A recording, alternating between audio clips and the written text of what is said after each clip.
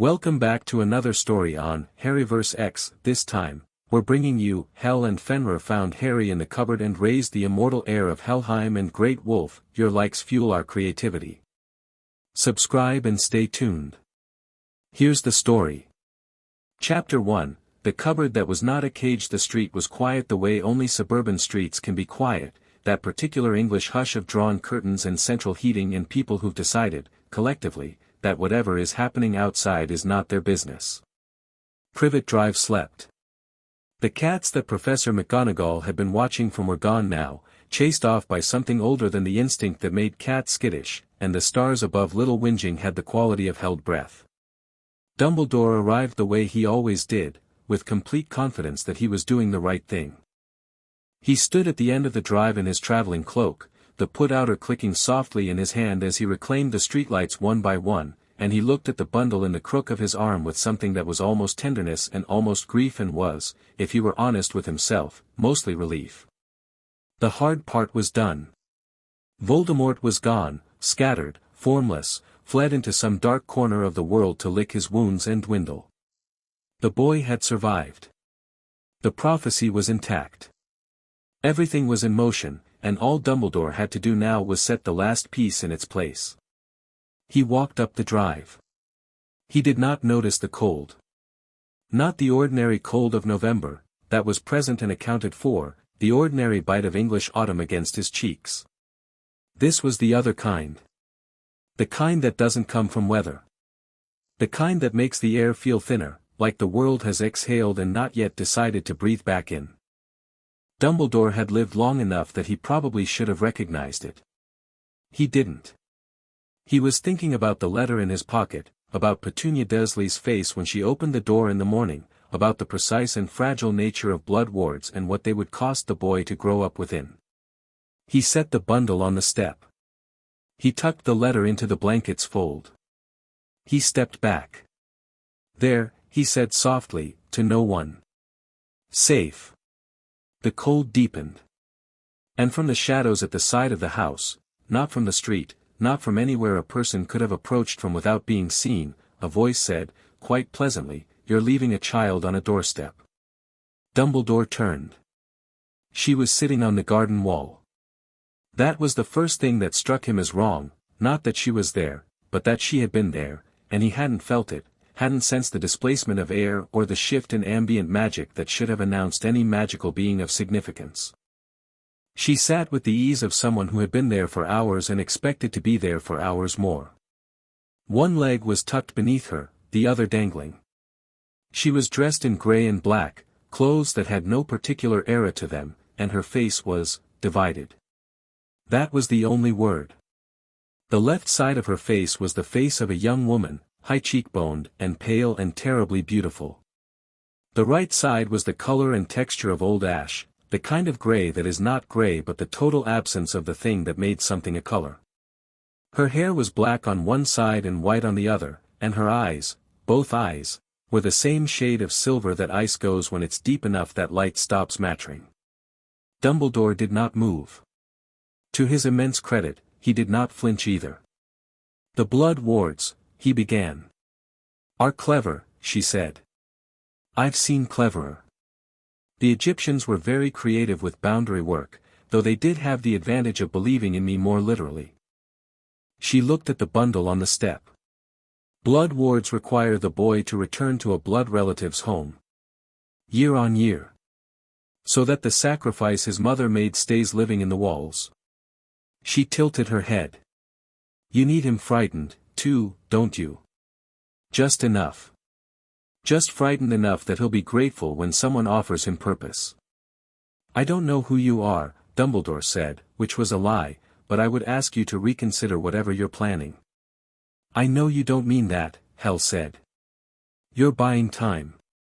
You're wondering if the wards will activate before I can take him, whether Hagrid is close enough to be called, whether there's any curse you know that would work on something like me." She smiled, and on her split face it was an extraordinary expression. "There isn't." "Hel," Dumbledore said. "There we are." She slid off the wall. She moved the way cold moves, not fast, but inevitable, filling every space you didn't think to guard. The child came through my domain tonight. The curse your dark wizard cast passed through him, and the piece of soul it carried entered my lands. I felt it. I felt him. She was standing at the garden path now, looking down at the bundle. The curse tried to take him. My father's realm tried to hold the piece of power that came with it. And the child, she paused, and something in her silver eyes shifted into something that was not quite wonder but was the shape of it. The child pushed back. A child of 14 months pushed back against the combined pull of a death curse and the land of the dead, and he lived, and the fragment of foreign soul that came with him is sitting in my hall right now, very confused. She looked up at Dumbledore. He is mine by rite of passage. He crossed the boundary and returned. That hasn't happened since. She stopped. It doesn't matter. It hasn't happened. He is mine. He is the wizarding world's. He is 14 months old, Hel said, and her voice dropped in temperature so sharply that Dumbledore's breath fogged. He is a child who has just lost his parents, and you are putting him in a cupboard. Dumbledore blinked. The Dursleys are not. I've been watching your memories of Petunia Dursley, Hel said pleasantly. Through your letter. You wrote it yourself. His aunt and her family are the only family he has left. You know what she is. You know what she'll make of him. You're counting on it. She crouched by the basket, and the night seemed to lean in around her. I'm taking him. The prophecy can wait. She lifted Harry from the basket with extraordinary gentleness. The baby stirred. He blinked up at her, at that strange divided face, with the absolute calm of someone who has already seen the worst thing in the world and decided it wasn't that bad. He reached up one hand and grabbed a strand of her black and white hair. Hello, she said softly. We've met before, briefly. You were very brave. Harry made a sound of contentment. From the darkness beyond the garden wall, something enormous moved. Not a sound exactly, more the sense of displacement, of space being renegotiated.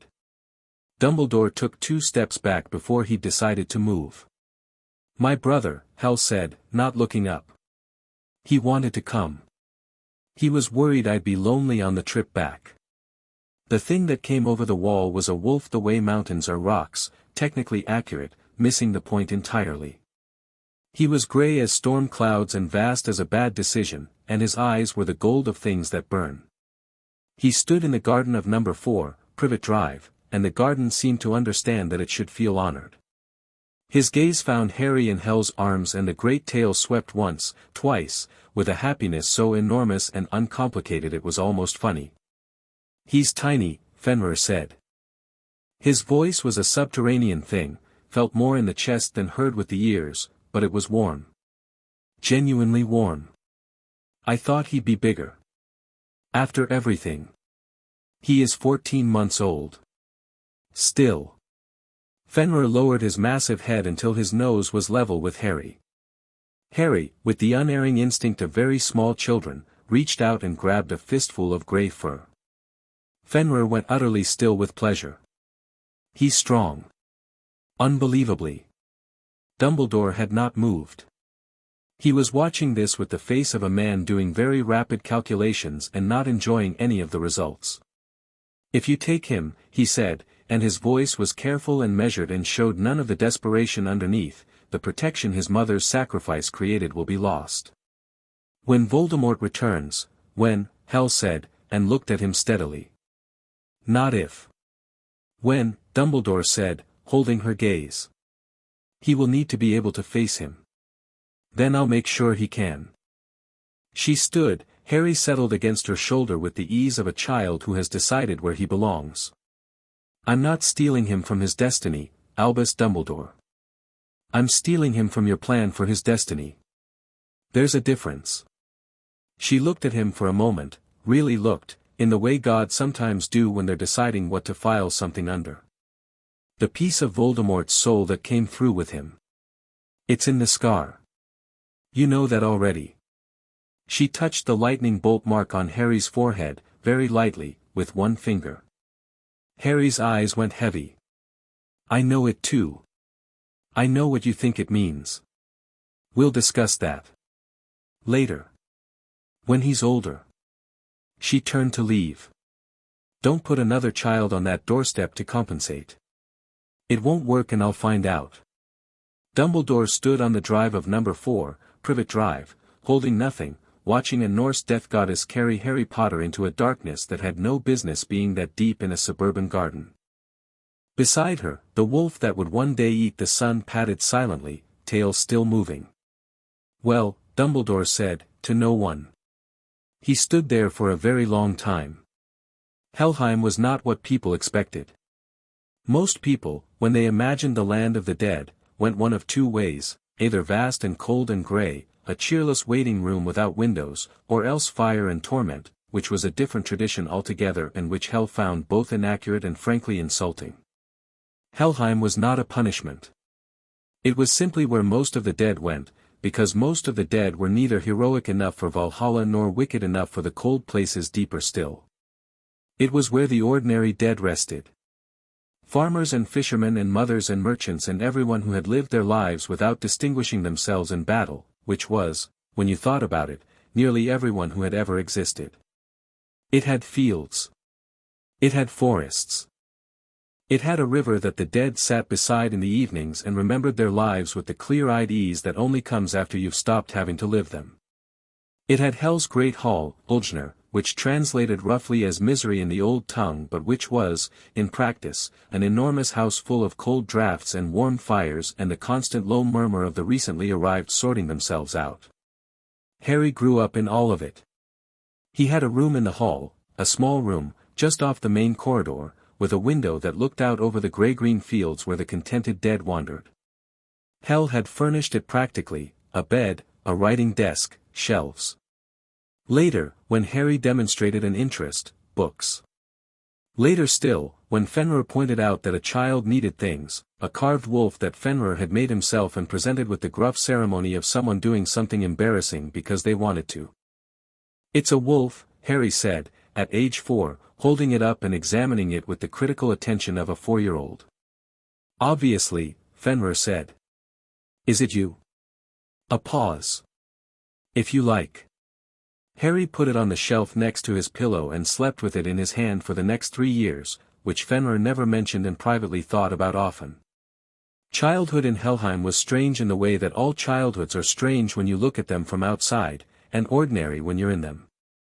Harry learned to read sitting at Hel's feet while she held court, which meant he learned to read alongside learning to listen, to the cadences of people at the end of things, to what they said when they weren't guarding themselves anymore. The dead are remarkably honest. They've got nothing left to protect.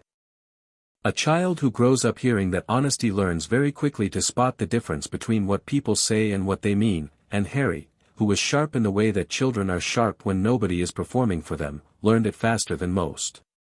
He learned to fight from Fenrir, which was less about technique in the early years and more about falling down and getting back up again. Fenrir would set obstacles in the grey fields, rocks, trenches, old dead trees that had been there since the 9 worlds were young, and Harry would navigate them, and when he fell, Fenrir would wait. Not help. Wait.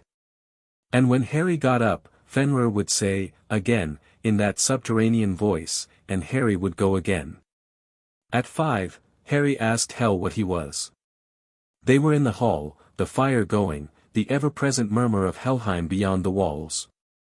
Hel was reading, she was always reading, she had been reading since before writing existed, which she found a satisfying irony, and Harry was sitting at her feet doing nothing in particular in the way that children do when they're working up to something. You're a child, Hel said, without looking up. I know that. I mean, what am I, in the living world? You said I came from there. Hel set down her book. She looked at him for a moment with those silver eyes, weighing something. You are the son of James and Lily Potter, she said. Who are in my care, incidentally, if you want to meet them. Most children in your situation ask earlier. Harry blinked. They're here.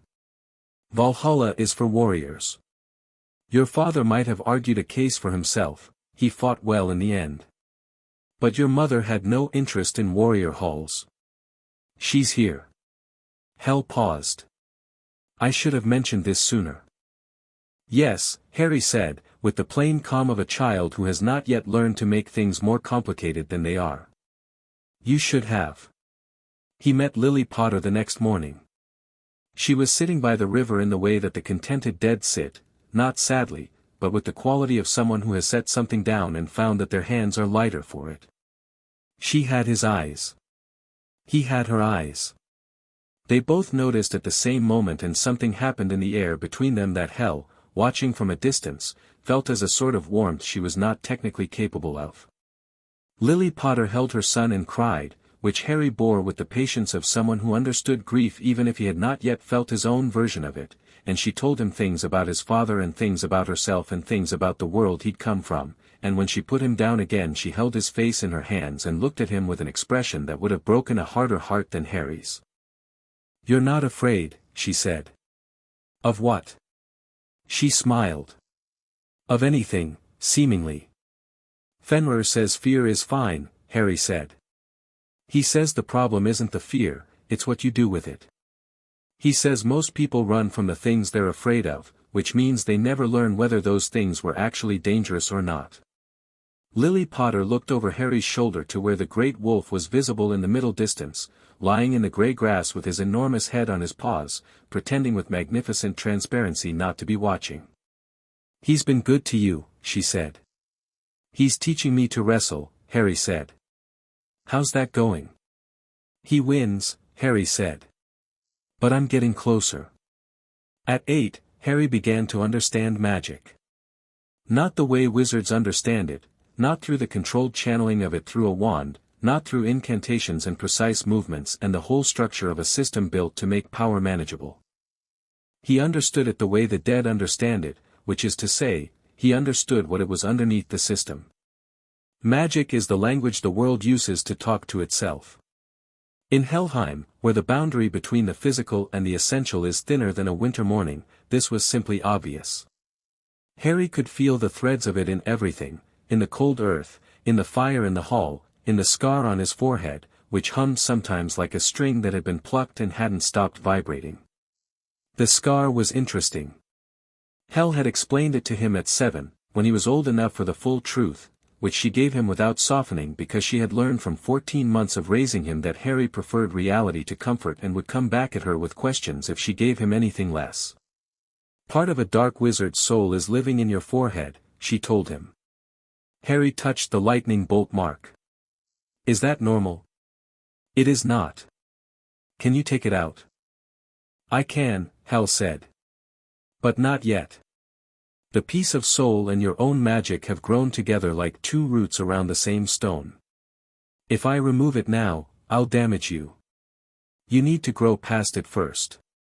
Grow strong enough that the difference between it and you is obvious. She looked at him steadily. You'll know when it's time. What does the Dark Wizard want? Ultimately, he wants to live forever. Harry considered this. That sounds exhausting. Doesn't it? Hel agreed. At 8, the magic started coming deliberately. Harry could move things without touching them, had been able to do that since before he could remember, but now he could direct it, shape it, feel the difference between a push and a pull and a subtle alteration of what something fundamentally was. Hel watched his progress with the focused attention of a woman who has seen a great many impressive things and has calibrated her standards accordingly. You're not a normal wizard, she told him. You've mentioned. No. I mean, your magic doesn't work the way wizard magic works. It doesn't come from the same place. She was quiet for a moment. It comes from the same place mine does. From the boundary. From the understanding that everything that lives is already in the process of ending, and there's a power in that if you know how to hold it without flinching. Harry held out his hand and the fire from the nearby hearth stretched toward him, not burning, just reaching, like a cat leaning into a scratch. He let it sit in his palm for a moment, warm and alive and completely at ease, and then sent it back. Death magic, he said. Don't make it sound dramatic. It's just honest magic. She paused. The wizarding world will call it dark. They call everything dark that doesn't fit inside their system. Let them, Harry said, with the equanimity of an 8-year-old who has grown up in the land of the dead and is not particularly invested in other people's categorization systems. Fenrir, who was listening from the doorway, made a sound that was either a cough or a laugh. It was hard to tell with a wolf the size of a barn. The years passed the way years in mythological realms pass, not quickly or slowly, but with a kind of density, so that each one felt complete in itself. Harry grew. He learned swordwork from the warriors who passed through Helheim on their way to Valhalla, most of whom were startled to be asked and then delighted to have someone to teach. He learned languages, Norse, Old English, Latin, the written tongue of the Egyptians, from the dead who drifted through and were willing to talk. He learned chess from a Viking merchant who'd been playing for 400 years and had run out of opponents. He lost, repeatedly and without resentment, for 6 months, and then one afternoon he won, and the Viking looked at him across the board with an expression of deep satisfaction. "Now you know something," the merchant said. "What do I know?" "That losing is how you learn the shape of the game.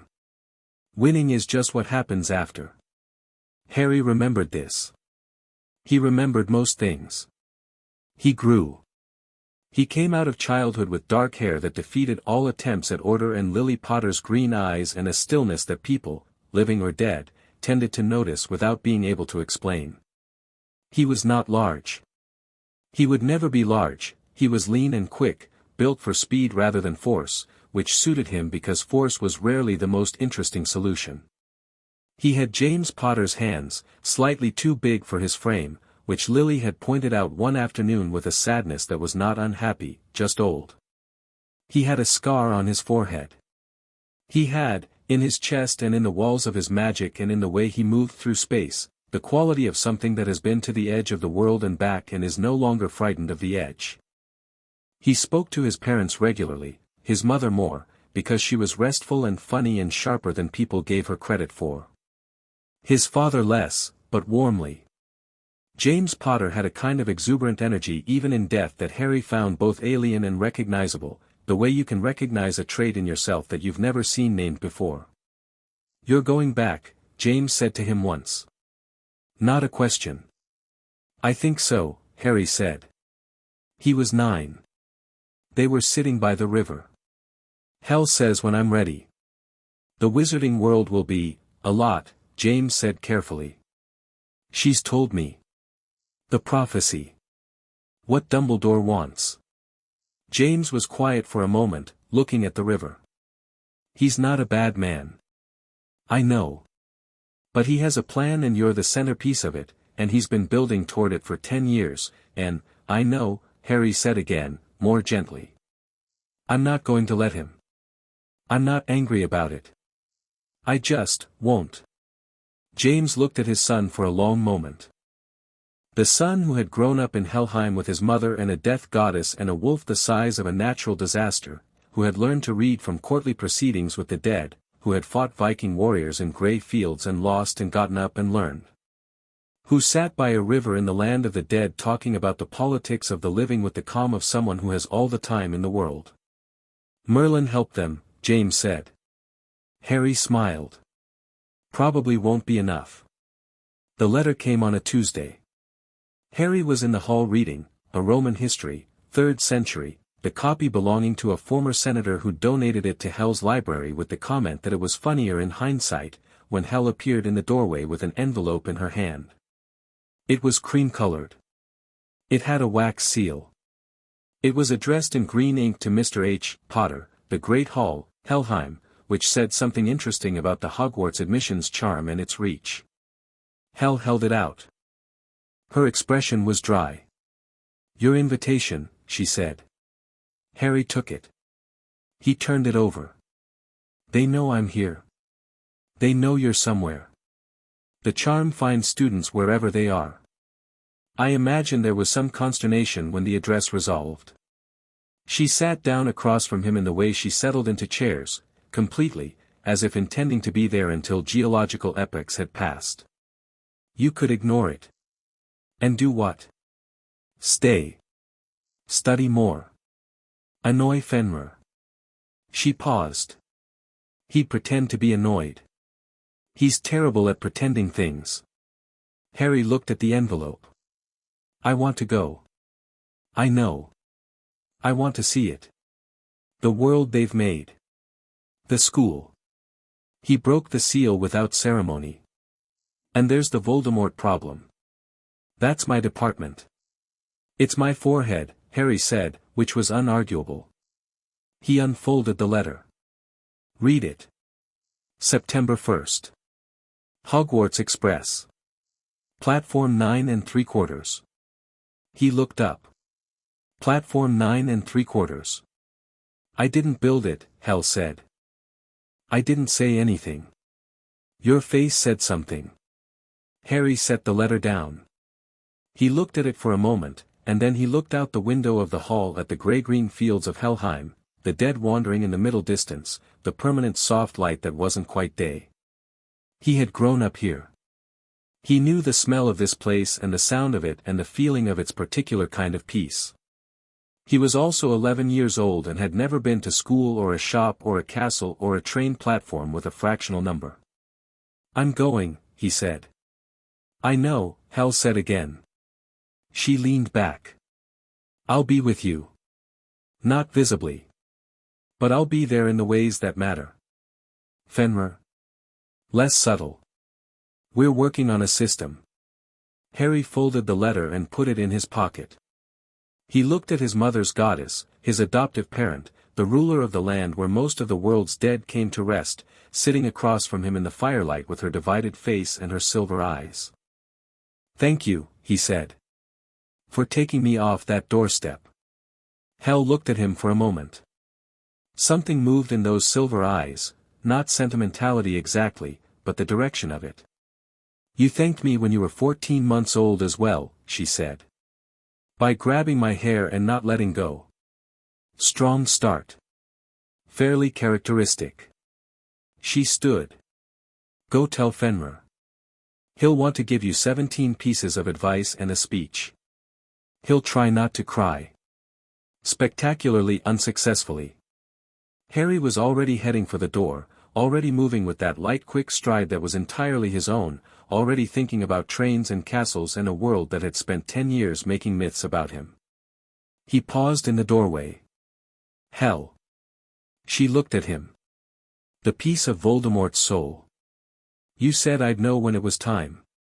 She was quiet for a moment. Yes. Is it time? Another pause. Longer. She looked at him with those measuring silver eyes, and whatever she was measuring she apparently found satisfactory. Not yet, she said. But you'll surprise me, I think. You tend to. Harry smiled, quick and genuine, the smile that lived in the corners of his mouth when something pleased him rather than when he wanted to appear pleased. Then he was gone, out into the grey fields, calling for Fenrir in a voice that was young and certain and completely unafraid. Hel stood in the doorway of her hall and listened to the wolf's answering howl of joy and thought that in 11 years she had not once regretted her decision, which was more than she could say for most decisions made on suburban doorsteps in November. The fire in the hearth burned. The dead wandered in the fields. In the distance, so large he blocked a section of the permanent grey horizon, Fenrir was bounding toward the small dark-haired boy who was running at him with his arms out, and the sound that came from both of them was something between a laugh and a howl, and it echoed across the fields of Helheim and faded into the sky like smoke. The great wolf rolled onto his back and let the heir of Helheim climb on him and announce the news, and then he did, as predicted, attempt very hard not to cry, and fail, as predicted, completely. Hel watched for a moment longer. Then she went inside to help Harry pack. Chapter 2, The boy who arrived. The thing about arriving somewhere that has been waiting for you is that the waiting has changed the place. Shaped it around an expectation. And when the thing that arrives is nothing like what was expected, there's a moment, brief, delicious, irreversible, where the expectation cracks and falls away and everyone has to decide what they think of reality instead. Harry Potter stepped into the leaky cauldron at 10:30 on a Thursday morning in late July, and reality began to crack almost immediately. He was dressed practically, dark trousers, boots that had seen the grey fields of Helheim and were better for it, a jacket that Hel had acquired from somewhere without explaining where. He had a bag over one shoulder and a list in his pocket, and the particular quality of attention that comes from growing up in a place where every new arrival had a story worth hearing. He looked at the leaky cauldron, the smoke-stained walls, the candles, the barman with the sort of face that looked like it had been assembled from spare parts by someone working from a description, and he thought, so this is it. It was dimmer than he'd imagined. Smaller. Fuller. Tom the barman looked up. Opened his mouth. Closed it. Harry had been warned that this might happen. Hel had explained it with her characteristic precision. The scar is known. The name is known. The story they have made of you is known. She had said it without drama, which was the only way she said things, and Harry had listened and understood and had still not quite anticipated the specific feeling of being looked at by someone who sees a myth walking and has to renegotiate their entire face. Just passing through, Harry said pleasantly. Diagon Alley. Tom made a sound. It wasn't quite words. He pointed, with great sincerity, at the back wall. Thank you, Harry said. He tapped the correct brick. Hel had given him the sequence, and the wall folded away, and the sound of Diagon Alley poured in, vendors and voices and the particular high excitement of a place where the impossible is sold at retail prices. Harry stepped through and stood at the top of the alley and looked at it all with his quiet green eyes, and something in him settled into a new kind of interest. It was busy. Market day busy, the kind that becomes a current you either join or fight. Robed witches and wizards moving in all directions, owls overhead, a cage of something luminescent in the window of a shop to his right, a pyramid of cauldrons visible 3 storefronts down in copper and pewter and one spectacular gold one that seemed to be casting its own light. The smells were extraordinary, potions, ingredients and fresh parchment and something warm and sweet that might have been a bakery and might have been something more specifically magical and was probably both. Harry walked into it.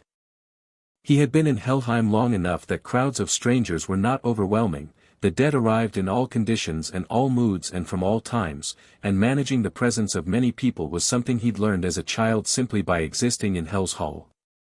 What was new was the aliveness of this crowd. The dead have a particular quality of resolution to them, they've already arrived at the end of their stories, and it gives them a settled quality even in their grief. These people were still in motion, still becoming, still carrying the bright uncertain energy of futures they hadn't finished yet. Harry found he liked it. He had a list. He followed it. He started with Gringotts because Hel had told him to start with Gringotts, and Hel's suggestions had the weight of instructions even when they weren't phrased as such. The bank sat at the end of the alley like it was judging everything at the bottom of the street. The doors were guarded by goblins who looked at everyone with identical flat professional contempt, which Harry found straightforwardly honest. Inside was marble and gold and the sound of ledgers and a clean bright smell of financial institutions everywhere, something about the combination of metal and paper and organized accumulation that smelled the same regardless of era or species. Harry walked to the nearest teller window. The goblin behind it looked at him. Looked at his forehead. Looked back at his face. Harry Potter, the goblin said. Yes. I'd like to access my vault, please. And, if possible, I'd like to speak to someone about my family's full holdings. I understand there may be more than the one vault.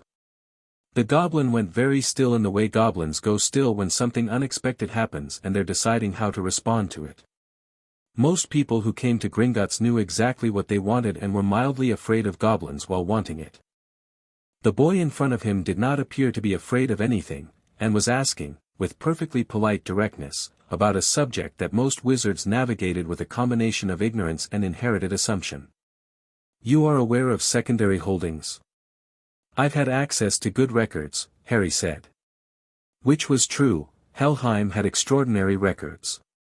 The dead brought their knowledge with them, and 10 years of access to anyone who died knowing anything about wizarding finance had given Harry a thorough education.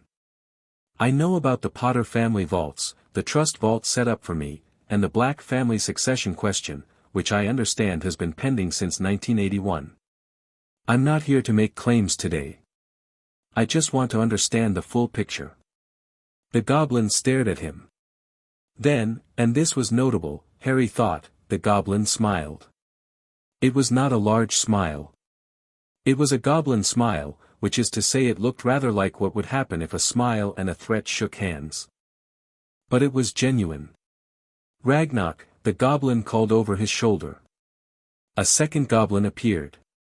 Older, carrying the specific authority of someone who has been senior for long enough that it has become architectural. He looked at Harry. Something shifted in his expression, not softened, exactly, but calibrated. Mr. Potter. I am Ragnarok. I manage the Potter and Black accounts. He paused. We have been expecting you to present yourself at some point, though your letter of arrangement suggested a time somewhat later than today. Letter of arrangement. From a Lady Hel. Received in 1981. Ragnarok's tone was carefully neutral in the way of someone who had personally received a letter from a Norse death goddess and had decided that professional neutrality was the wisest possible response. She arranged continuation of account management, set certain conditions on access, and, another pause, left instructions for this conversation. Harry felt something warm move through him. Of course she had. I'd like to hear them, he said. They went to a private room off the main hall, which smelled of old stone and older money, and Ragnarok set out documents with the practiced ease of someone who had been waiting for this meeting for 10 years and was quietly pleased it was going the way it was going.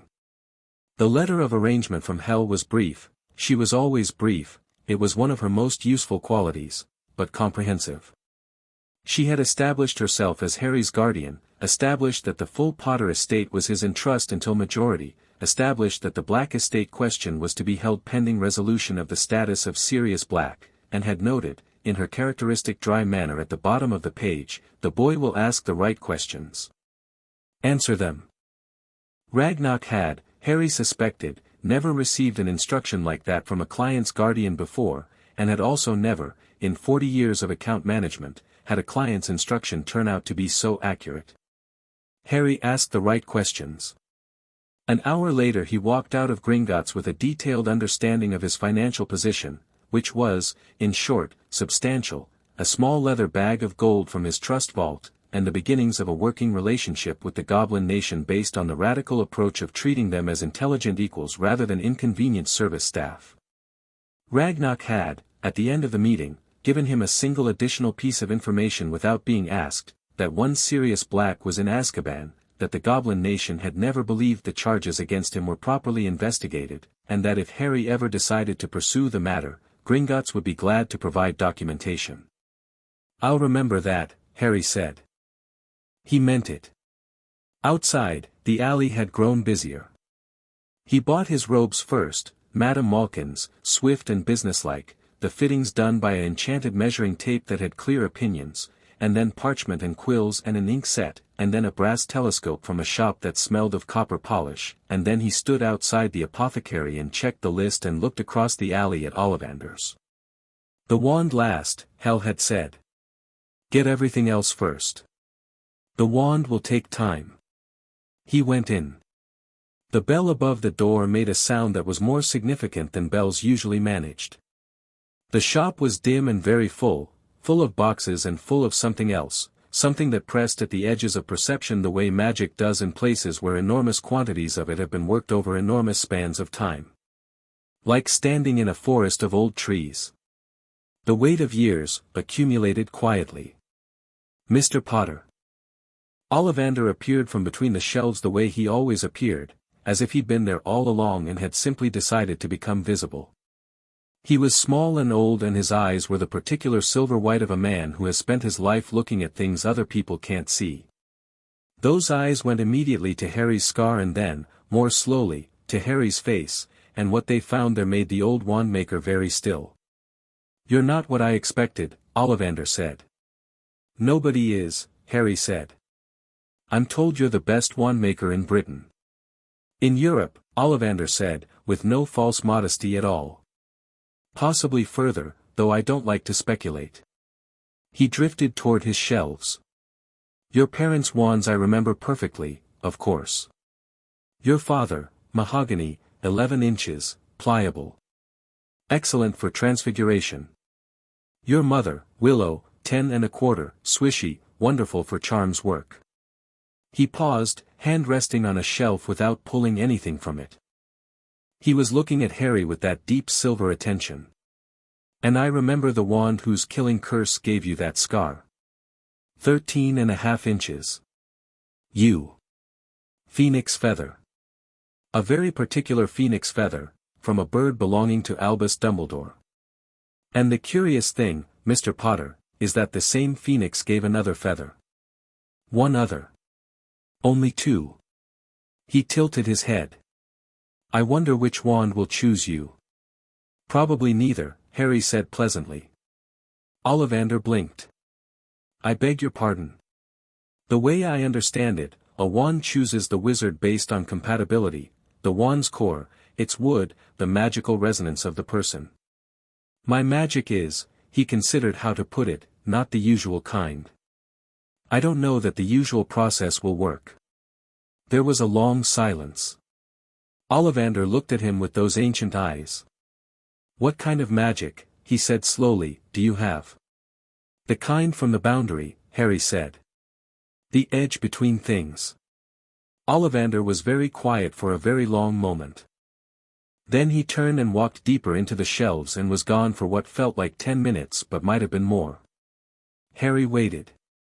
He was good at waiting, Helheim had made him good at waiting, the way living near the dead makes you comfortable with silence. When Ollivander came back, he was carrying a single box. It was older than the others, the wood darker, the brass fittings touched with green. He set it on the counter and opened it with the care of someone doing something that matters. The wand inside was dark wood, nearly black. 13 inches. Something in the shop's ambient air shifted when the box opened, as if the available magic in the room had reoriented itself. Elder, Ollivander said. Not the elder wand, don't mistake me. That is a legend, and a dangerous one. But elder wood. Grown in a place where living and dead share ground. They don't often yield useful wands. Most wand makers won't work with it. It requires a specific kind of maker and a specific kind of wizard. He looked at Harry. The core is bone, from a creature that passed willingly, which matters with this kind of magic. I've had it for 40 years waiting for the right person. Harry reached out and picked it up. The effect was not the shower of sparks that wand-choosing stories usually described. It was quieter than that and more complete, a feeling like something that had been slightly misaligned clicking into correct position. The magic in the room settled. The air stopped pressing. Harry looked at the wand. Well, Ollivander said softly. There it is. How much? 7 galleons, like all my wands. He paused. I would ask, in the spirit of academic interest, where you grew up, Mr. Potter. You were lost from the wizarding world. The address your Hogwarts letter resolved to was apparently quite unusual. I grew up well, Harry said. He put 7 galleons on the counter with precision. Thank you. This is excellent work. He left Ollivander standing at his counter with the empty box in his hands and the expression of a man reviewing an unexpectedly significant day. He was eating lunch, a pasty from a bakery 2/3 of the way up the alley, sitting on a step in the thin July sun, when he became aware that he was being watched. Not subtly watched. Watched with the open curiosity of someone who hadn't yet decided whether to be embarrassed about it. Harry turned his head without making it look like he'd turned his head and identified the watcher as a woman in her 40s with red hair and an expression of barely contained emotion. Behind her, a collection of children ranging from roughly his own age to somewhat younger were in various states of attention. Most were looking at the shop window nearby. The one nearest his own age, a boy with the same red hair and an open freckled face, was looking directly at Harry with an expression of pure unguarded wonder. Harry looked back. The woman made her decision and approached, which he respected. People who commit to a thing are more interesting than people who hover. I'm sorry to stare, she said immediately, which he also respected. It's just, you're Harry Potter, aren't you? The scar, yes, he said. Something happened in her face. Years of something, relief, and grief, and gladness tangled up together in a way that only the living managed. I'm Molly Weasley. I knew your parents. Not well, we were a few years behind at school, but I knew them. She paused. Are you here shopping for Hogwarts? Finishing up, yes. Us too. She was visibly restraining herself from asking 40 questions, which took effort he could see. This is Ron, he'll be in your year. The red-haired boy stepped forward with the energy of someone who has been holding themselves back and has been given permission to stop. Wicked, Ron Weasley said. And then, sorry. That was, everyone says you, he stopped. Restarted. You're really Harry Potter. I really am, Harry agreed. Where have you been? Nobody knew. There were all these theories, my dad's talked about it for years, Dumbledore said you were with relatives but nobody, Ron, Mrs. Weasley said. Could actually confirm anything, and then your Hogwarts letter went to an address that the school couldn't even, Ronald. Ron stopped. He had the look of someone who has been stopped mid-run and is genuinely unsure what to do with his momentum. Harry liked him immediately, which surprised him, because the quality of Ron's attention was the specific kind that was really about the idea of Harry Potter. He could feel it, the shape of the legend sitting between them, and usually that kind of attention made him want to step back. But there was something underneath it, something more genuine, a straightforward curiosity about the world and an inability to be anything other than exactly what he was that Harry found unexpectedly refreshing after a morning of people performing composure at him. I was somewhere unusual, Harry said. I'll be at Hogwarts in September, same as you. Which house d'you reckon you'll be in? Ron asked. And then, before Harry could answer, everyone says Gryffindor, obviously, because of your parents, but I suppose I have no idea, Harry said honestly. Ron blinked. Apparently that was not the expected answer. Mrs. Weasley was looking at Harry with that particular quality of attention that mothers develop, the one that is genuinely trying to understand what a person needs rather than what the situation looks like. She noticed the single bag. The lack of an accompanying adult. Something moved in her expression. Are you here alone? She asked. I don't need supervision, Harry said, without any edge to it. Just a fact. She accepted this with the grace of someone who has raised many children and has learned to distinguish between children who need supervision and children who would find supervision absurd. Have you eaten? I have a pasty. A pasty, she repeated, with the tone of a woman for whom a pasty is an insufficient nutritional position. We're getting ice cream at Fortescue's before we head back. You're welcome to join us if you like. Harry looked at her. He looked at Ron, who had the expression of someone who desperately wanted Harry to say yes and was trying to look as if he didn't care. He looked at the other Weasley children, a young girl with a fierce face who was staring at him, twins who were visibly suppressing something, an older boy who was pretending to read a book. All right, he said. Ron's expression of not caring collapsed entirely into delight. Florian Fortescue's ice cream parlor was the kind of place that knew its purpose and fulfilled it without apology. Harry had a scoop of something dark and cold that tasted of blackcurrant and something else, something that sat underneath the fruit like a chord underneath a melody, and sat at a table outside with Ron and the twins, Fred and George, who had decided within approximately 4 minutes that Harry was worth their full attention, which proved to be a high-energy experience. So, Fred said. Or George. Harry was not yet distinguishing them reliably. Where'd you actually go? Somewhere the dead live, Harry said. A pause. Right, said the other twin. Bit literal, said the first. Is that a metaphor? It's a fact, Harry said. They looked at each other. We like him, they said, in unison. Ron, meanwhile, was working up to something. Harry could see it, the way his thoughts moved was visible on his face, which was not a criticism, it was just a fact about Ron Weasley that would take some getting used to. He was thinking about something specific and trying to decide whether to say it. You should know, Ron said finally, with the air of someone delivering news they feel responsible for, that everyone has an idea of you. Like, a picture of what you're like. My mum talks about you like you're something important that went missing. And at school the kids all think you're going to be, I don't know. Either brilliant or terrifying. Probably both. Probably both, Harry agreed. And I just thought you should, I don't know. Know that. Ron finished awkwardly. Because it seems weird to not know. Harry looked at him. Thank you, he said, and meant it. Most people don't bother warning you about the thing they're doing. Ron flushed slightly. Yeah, well. You're doing it too, Harry said, without cruelty. Having a picture of me. Everyone I've met today has one. I know. Ron looked at his ice cream. Is it annoying? It's honest. Better a picture you admit to than one you pretend you don't have. Harry ate a spoonful of his ice cream. I'll tell you something true about me, since you told me something true about the situation. I don't care about being famous. I don't care about being the person in the picture. I care about Hogwarts because it's a school and I want to learn, and because there's something there I need to deal with, and because, he paused, which was rare for him, I've never been to school before.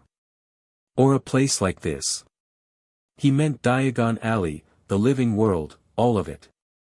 I'm curious about it. Ron looked up. The legend-shaped thing in his expression had shifted, was replacing itself with something more actual, more present. You've never been to school. Home education, Harry said. What was your home like? Harry thought about grey fields and a river and a hall full of firelight and the dead wandering peacefully in the middle distance and a wolf whose howl shook the foundations of the world teaching him to get back up after every fall. Cold, he said. Good. Fred and George were listening with the full undivided attention they usually reserved for disasters in progress, which was their highest form of respect. What's in the bag? George asked, nodding at Harry's school supply bag. Books. Robes. A wand. What kind of wand? Elder wood. Fred straightened up. Wand maker didn't look at you weird. Ollivander doesn't look at anything weird. He looks at everything like it confirms something he already suspected. Harry considered.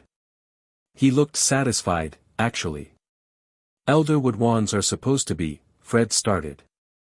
Dark, George finished. People say that about a lot of things that are just old, Harry said mildly. He finished his ice cream.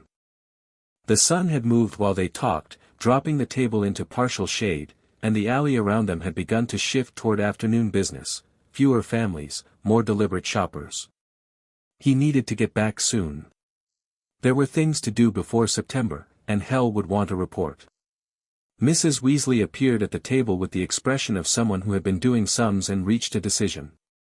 You'll have somewhere to be, I expect, she said, in a way that was gentle but was also asking whether he was all right, whether there was someone waiting for him, whether a child alone in Diagon Alley was a child that needed help.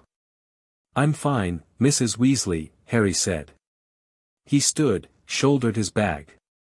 Thank you for the company. You'll be on the train in September, she asked. Platform 9 3/4, Harry said, which still amused him. Yes. She reached out and did something he hadn't anticipated, she put her hand briefly on his shoulder, just for a moment, and squeezed. It was such a complete, uncomplicated gesture of maternal acknowledgement that it hit him somewhere he hadn't expected to have anything hittable. He had Hel, who was extraordinary, who was present, who had raised him well. But Hel's affection came in silver eyes and dry humor and a hand adjusting his collar before something important. This was a different register entirely. He kept his face calm. He was good at keeping his face calm. Take care of yourself, Molly Weasley said, and let go.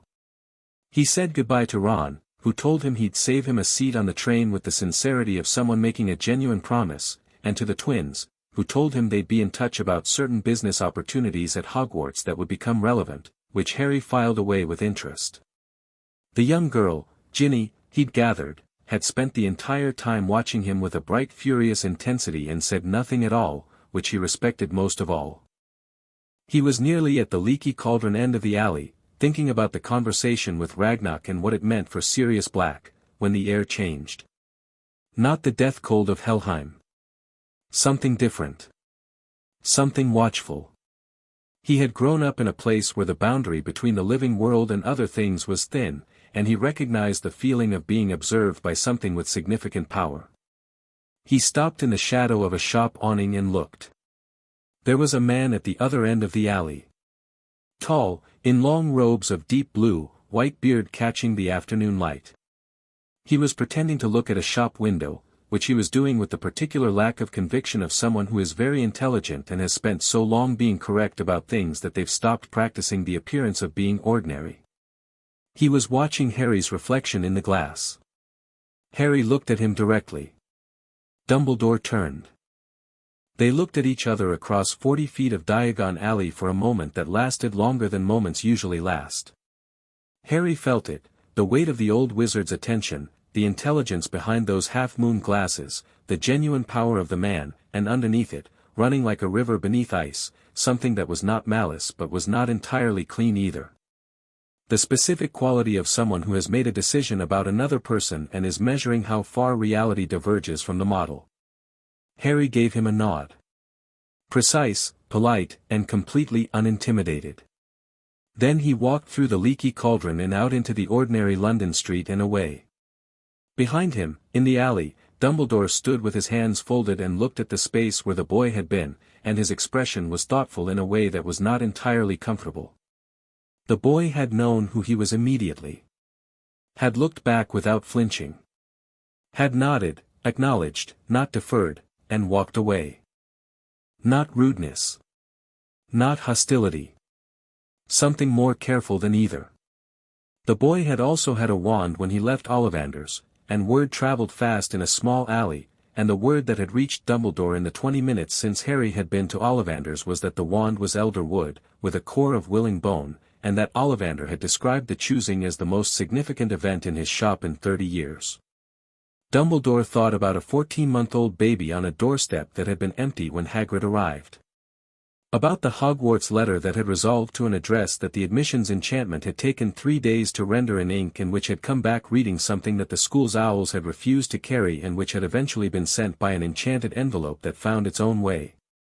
About a decade of careful groundwork and a future that required a specific kind of boy. He thought about the boy's eyes. Those eyes had seen something. Not just known things, seen them. There was a quality to the gaze of people who have looked at the real shape of the world rather than the comfortable version, and Harry Potter had it in full measure. Dumbledore walked out of Diagon Alley and was not, for the first time in many years, entirely sure what happened next. That night, in a room above the leaky cauldron that Harry had taken because it was practical and he'd needed a night before the return, he sat on the windowsill and looked out at London. The living city. Noise and light and the constant improbable motion of thousands of people all going somewhere, all carrying their futures and their worries and their ordinary extraordinary days. He'd known it was complex, the living world. He'd grown up hearing about it, from his parents, from the dead who arrived carrying it with them like luggage, from Hel's precise descriptions and Fenrir's wild ones. But knowing it and being in it were different. It was louder than he'd expected. More colorful. More accidental, things happening because of other things, chains of cause and effect running everywhere without coordination, everyone improvising. He liked it. He thought he might like it enormously. He thought about the Weasleys, that warm, busy, complicated family that moved together like weather, and about Ron's honest face and Fred and George's bright attention and Molly Weasley's hand on his shoulder. He thought about Ragnak in the stone room and the letter Hel had sent in 1981 and the instruction to answer his questions. He thought about Ollivander's box, 40 years waiting, the click of something aligning. He thought about Dumbledore's eyes. He reached into his jacket pocket and found the small object that Hel had given him before he left, a piece of cold dark stone on a cord, smooth as river water, that warmed slightly when he held it. Her version of a telephone. It didn't speak. It just made itself warm when she was paying attention, which was, he'd found over years of wearing it, most of the time. It was warm now.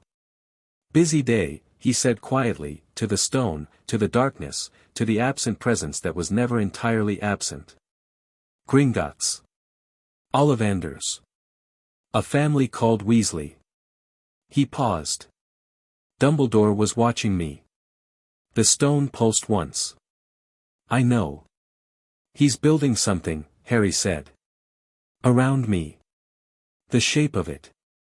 He thought about the intelligence in those blue eyes, the patience underneath them. He's been building it for 10 years. The stone was warm and steady.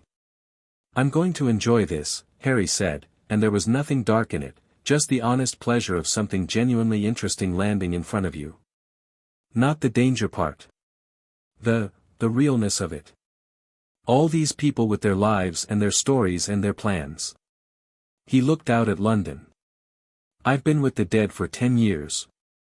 They're peaceful. They're honest. I love them. He paused. The living are messy. He could almost hear Hel's dry voice.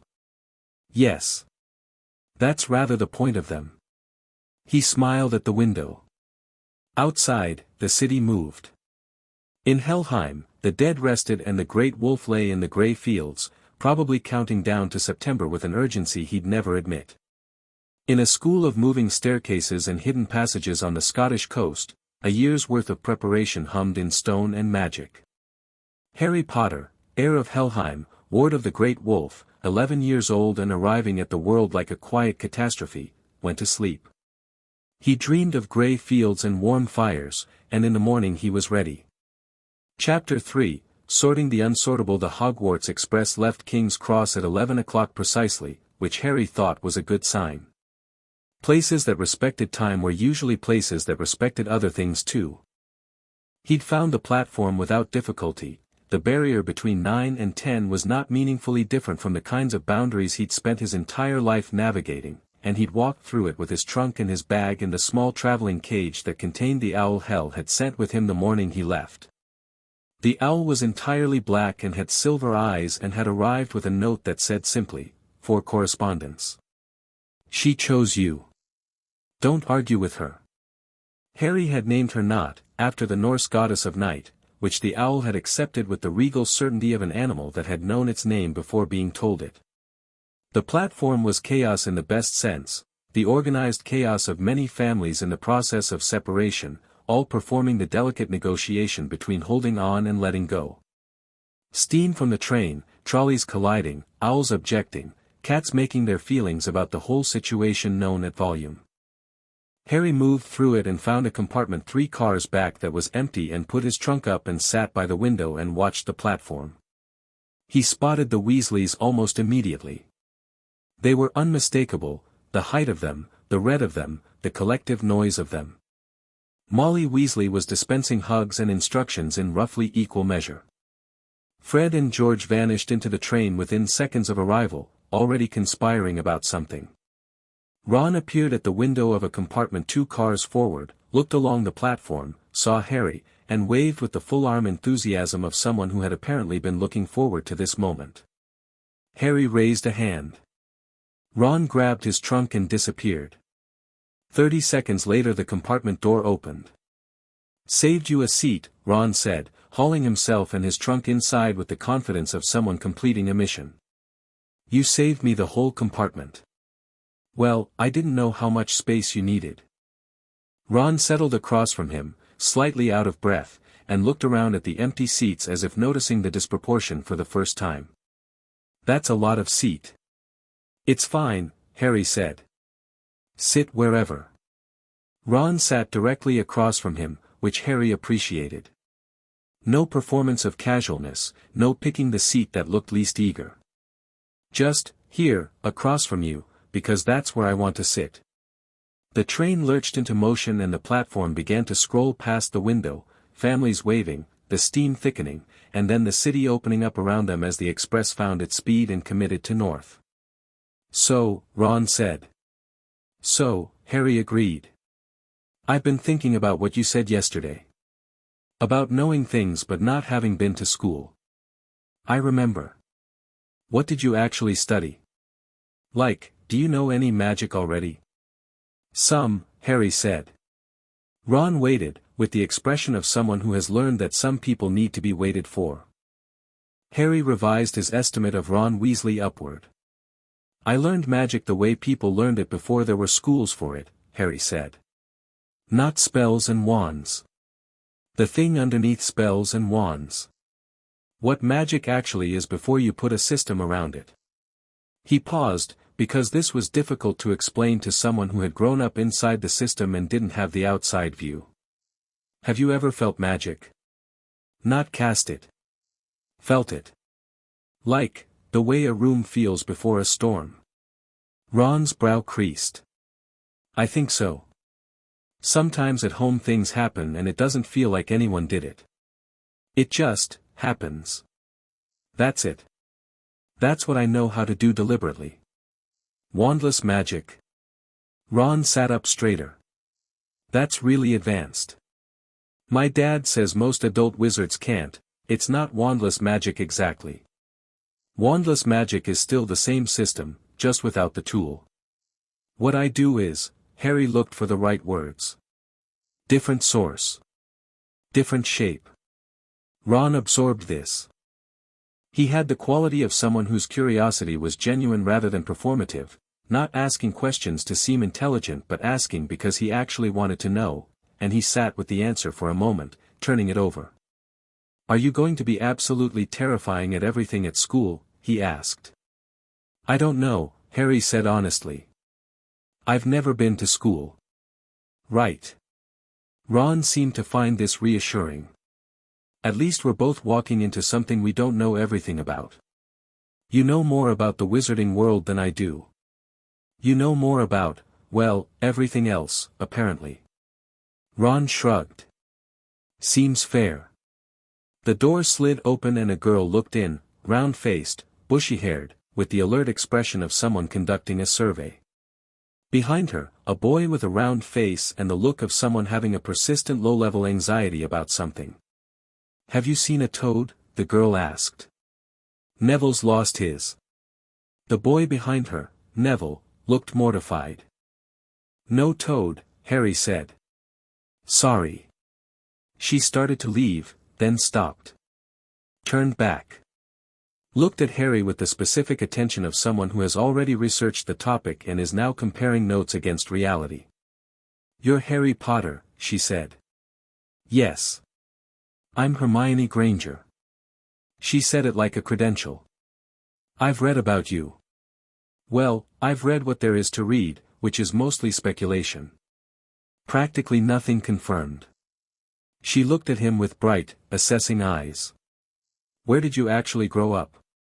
The books all say you were raised by your mother's sister but there was never any confirmation of, Hermione, Neville said from behind her, in the tone of someone who has had this conversational experience before. I'm asking a question, Neville. She didn't look away from Harry. I grew up somewhere unusual, Harry said. He found her directness genuinely refreshing. She wasn't performing curiosity, she was just curious, and she wasn't apologizing for it, which he respected. Not with my aunt. Where? Somewhere the dead live, Harry said, which was what he'd said to the twins and which had the advantage of being true. Hermione Granger looked at him. She had the expression of someone rapidly processing new information against existing frameworks and finding the existing frameworks insufficient. That's, she started. Are you being literal or metaphorical? Literal. A pause. Oh, she said.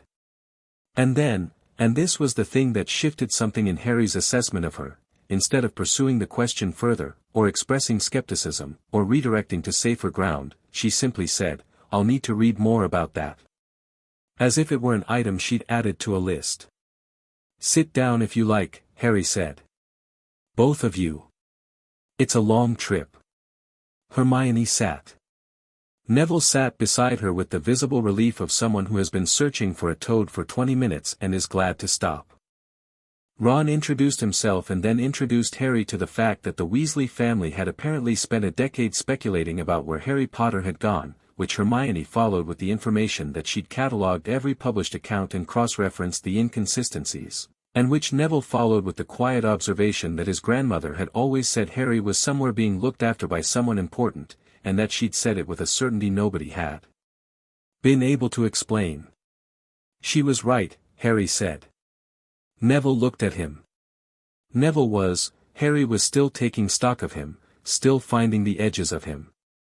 He was nervous in the way that people are nervous when they've been told enough times that they aren't good enough that they've started to believe it as a foundational truth. But underneath that was something more genuine, more solid. He held his toad, which had been discovered in Hermione's bag, which Hermione had discovered with a guilty start, with a careful deliberate gentleness. Your grandmother, Harry said. She thought you'd go to Hogwarts. She wasn't sure for a while, Neville said, with practiced self-deprecation. I didn't show a lot of magic early on. How much do you show now? Neville blinked. I'm not asking what you've been told. I'm asking what you've noticed. A longer pause. Something shifted in Neville's round face, something that was deciding whether to answer honestly or retreat to the safe position. It chose honest. Plants, he said quietly. Anything to do with plants. I can feel when they're wrong. When they need something. Sometimes I fix it before I know I'm doing it. He looked at his hands. Herbology. That's not nothing, Harry said. That's a specific and unusual sensitivity. Ron nodded vigorously. My mum's brilliant at herbology. She says it's as hard as potions, people just don't respect it because it doesn't blow anything up. Neville looked at them both with the expression of someone who has been given something they weren't expecting and aren't sure what to do with it. The compartment settled into the easy rhythm of a long trip finding its feet. Hermione produced a book at some point, 2 books, actually, one of which she was reading and one of which she pressed on Neville with the authoritative generosity of someone who has already decided what you need. Ron produced a battered set of wizard chess pieces and challenged Harry, who had been playing chess since he was 7 years old and lost to a Viking merchant for 6 months and had still never once felt sorry about it. He let Ron win the first game. Ron celebrated with the uncomplicated joy of someone who hasn't suspected the loss was deliberate. Rematch? Harry said. The second game, Harry won in 11 moves. Ron stared at the board for a long moment and then looked up. You let me win the first one, he said. I wanted to see how you played, Harry said. You're good. You take risks other people wouldn't and most of them work. Ron was quiet for a moment, working out whether to be annoyed about the first game. He decided not to be, which Harry thought was the right call.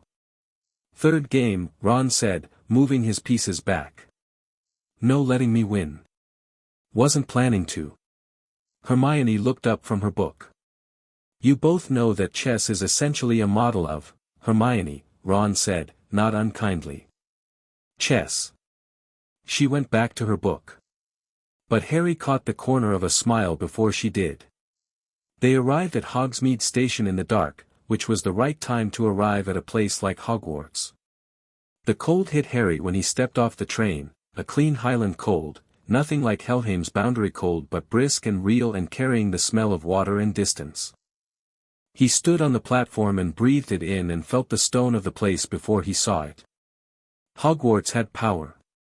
Not the power of manufactured magic, the power of a place where magic had been happening for 1,000 years in concentrated form, where the walls had absorbed so much of it that it had become structural.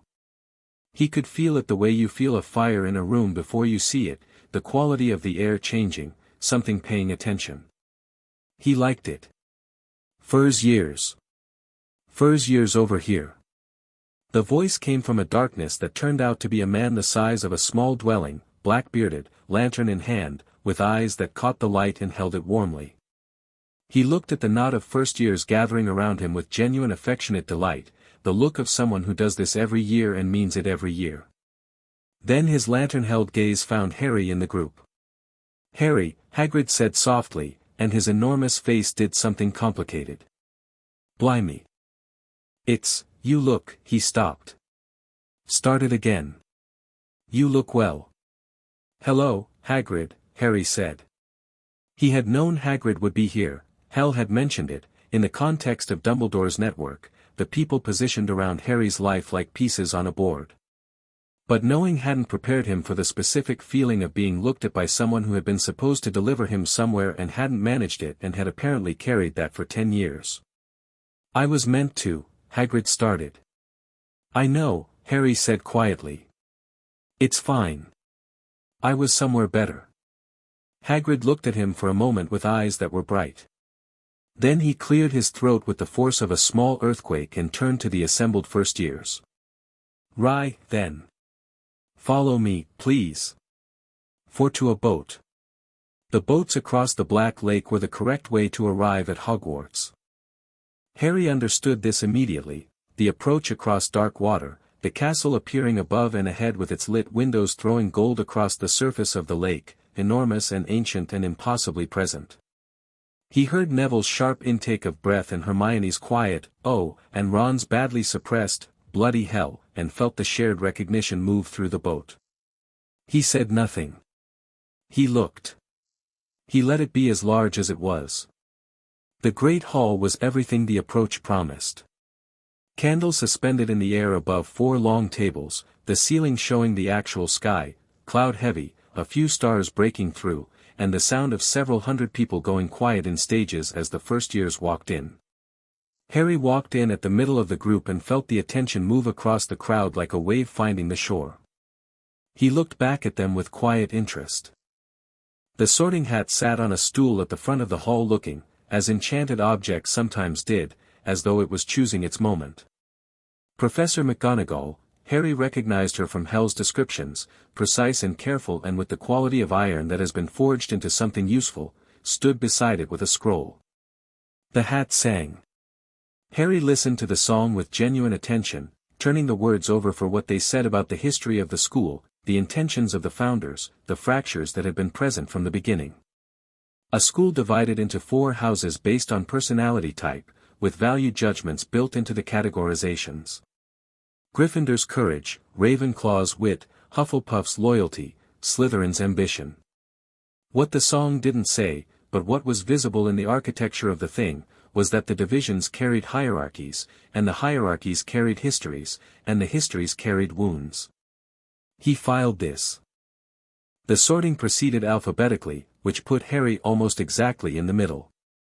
He watched the others, watched Hannah Abbott square her shoulders before she went forward, watched Hermione practically vibrate with contained energy before the hat called Gryffindor almost before it touched her head, watched a pale boy with blonde hair named Draco Malfoy take the stool with the comfortable assurance of someone who has never seriously considered that the outcome might be uncertain and was sorted into Slytherin in seconds.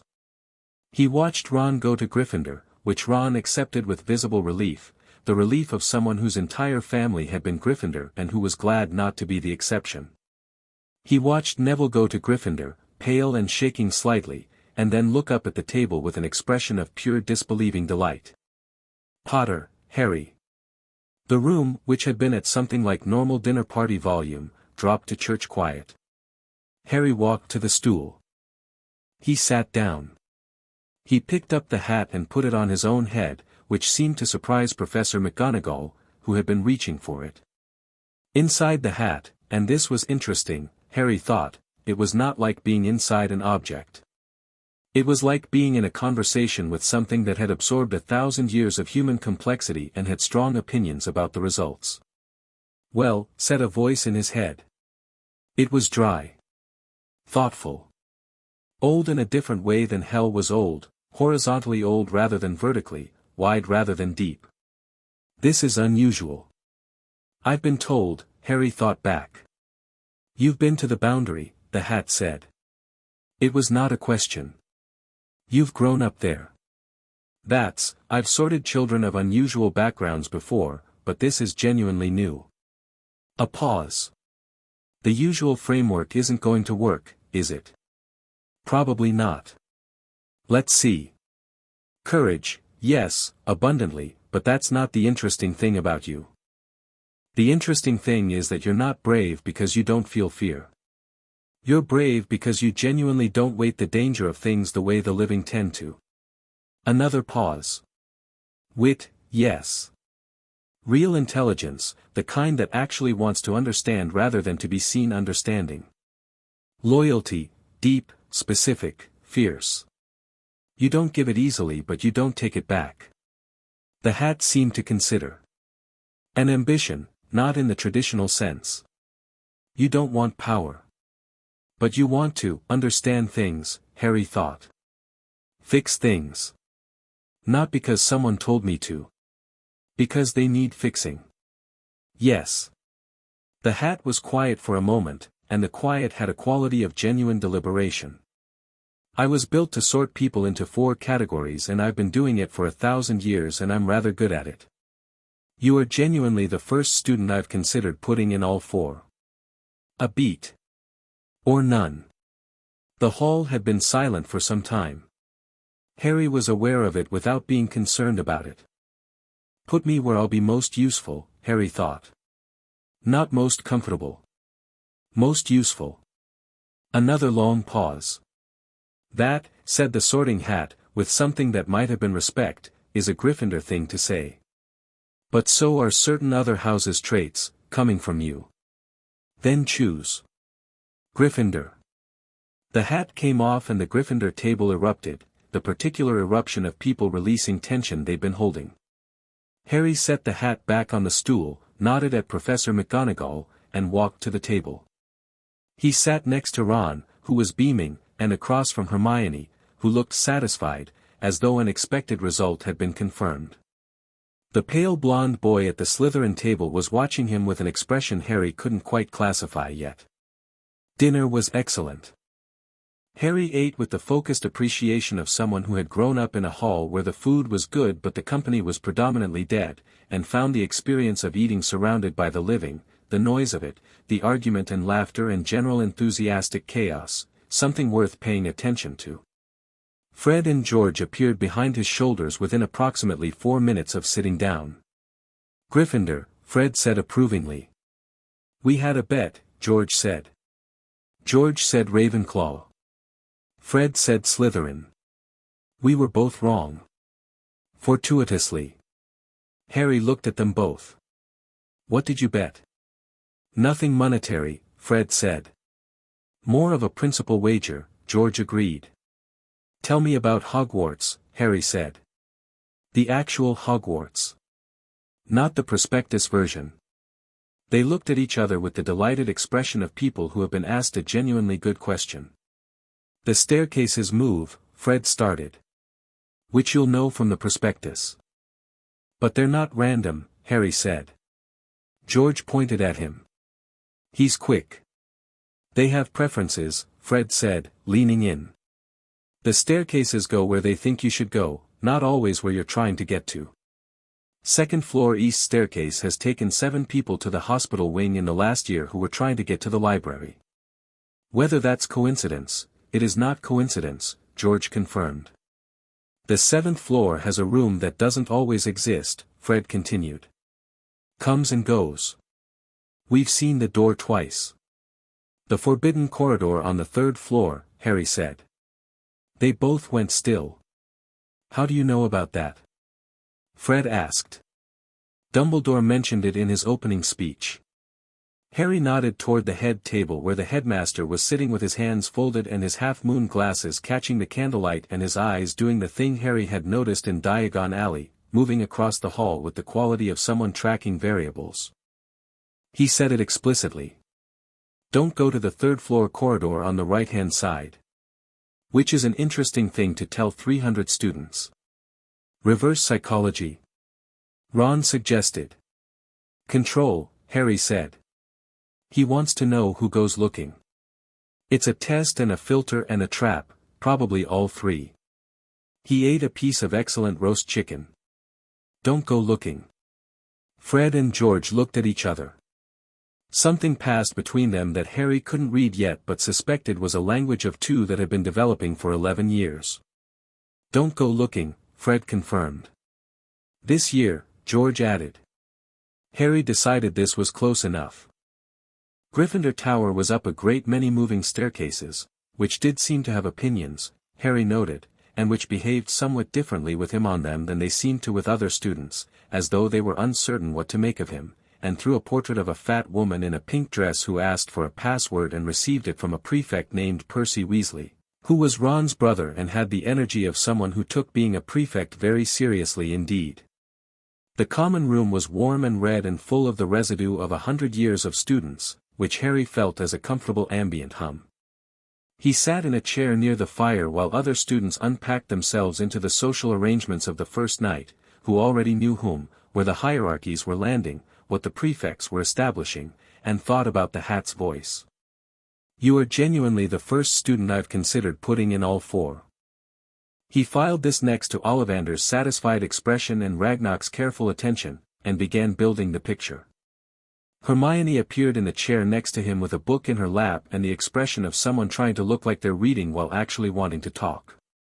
Harry let her decide her own timing. She lasted approximately 30 seconds. "The Sorting Hat was on your head for nearly 4 minutes," she said, without looking up from the book. "Yes. The average time this evening was about 20 seconds. My own was fast because it said I was clearly Gryffindor, which I found mildly insulting because it implied I wasn't complex." She did look up now. "What did it say to you?" "That it had never sorted anyone quite like me before." Hermione's expression was all attention. "Because of where you grew up?" "Partly." "The dead," she said, and he could see her processing it again, that rapid cross-referencing. "You grew up somewhere the dead live." "That's Norse mythology. The realm of Hel. Helheim." She watched his face for confirmation. He kept it neutral but she was too sharp for neutral. "You were raised by Hel." "Yes," Harry said. Hermione Granger sat with this for a full 5 seconds, which was a long time for someone who thought at her speed. "That explains the magic," she said. "Does it?" "The Elder Wand. Wandmaker's notes, I looked it up before we boarded the train. Ollivander never sells elder wood. Says it's too unstable for standard magical training. But death magic, the boundary between living and dead, that's old magic, pre-wand magic, and elder wood is," she stopped. "You haven't had standard training at all?" "No." "Are you going to find classes boring?" The question surprised him, its directness, its honesty about what she was actually asking. "Are you going to be the kind of person who makes everyone else feel inadequate? Are you going to make this environment smaller than it should be?" "I don't know yet," Harry said. "Probably not. The system is new to me. The theory is new. The practice will be different from what I know, but that's interesting, not boring." He paused. "Are you going to find classes boring?" She blinked. Then looked at the fire with an expression that was almost rueful. "Probably sometimes," she said honestly. "I've already read most of the first-year books." "So have I," Harry said. She looked at him. "I read everything I could find about the wizarding system before coming," he said. "Hel has a good library and a long reach." He paused. "The interesting question isn't whether we already know the material. It's what we can do with it once we're inside the system. What's possible from here that wasn't possible from outside?"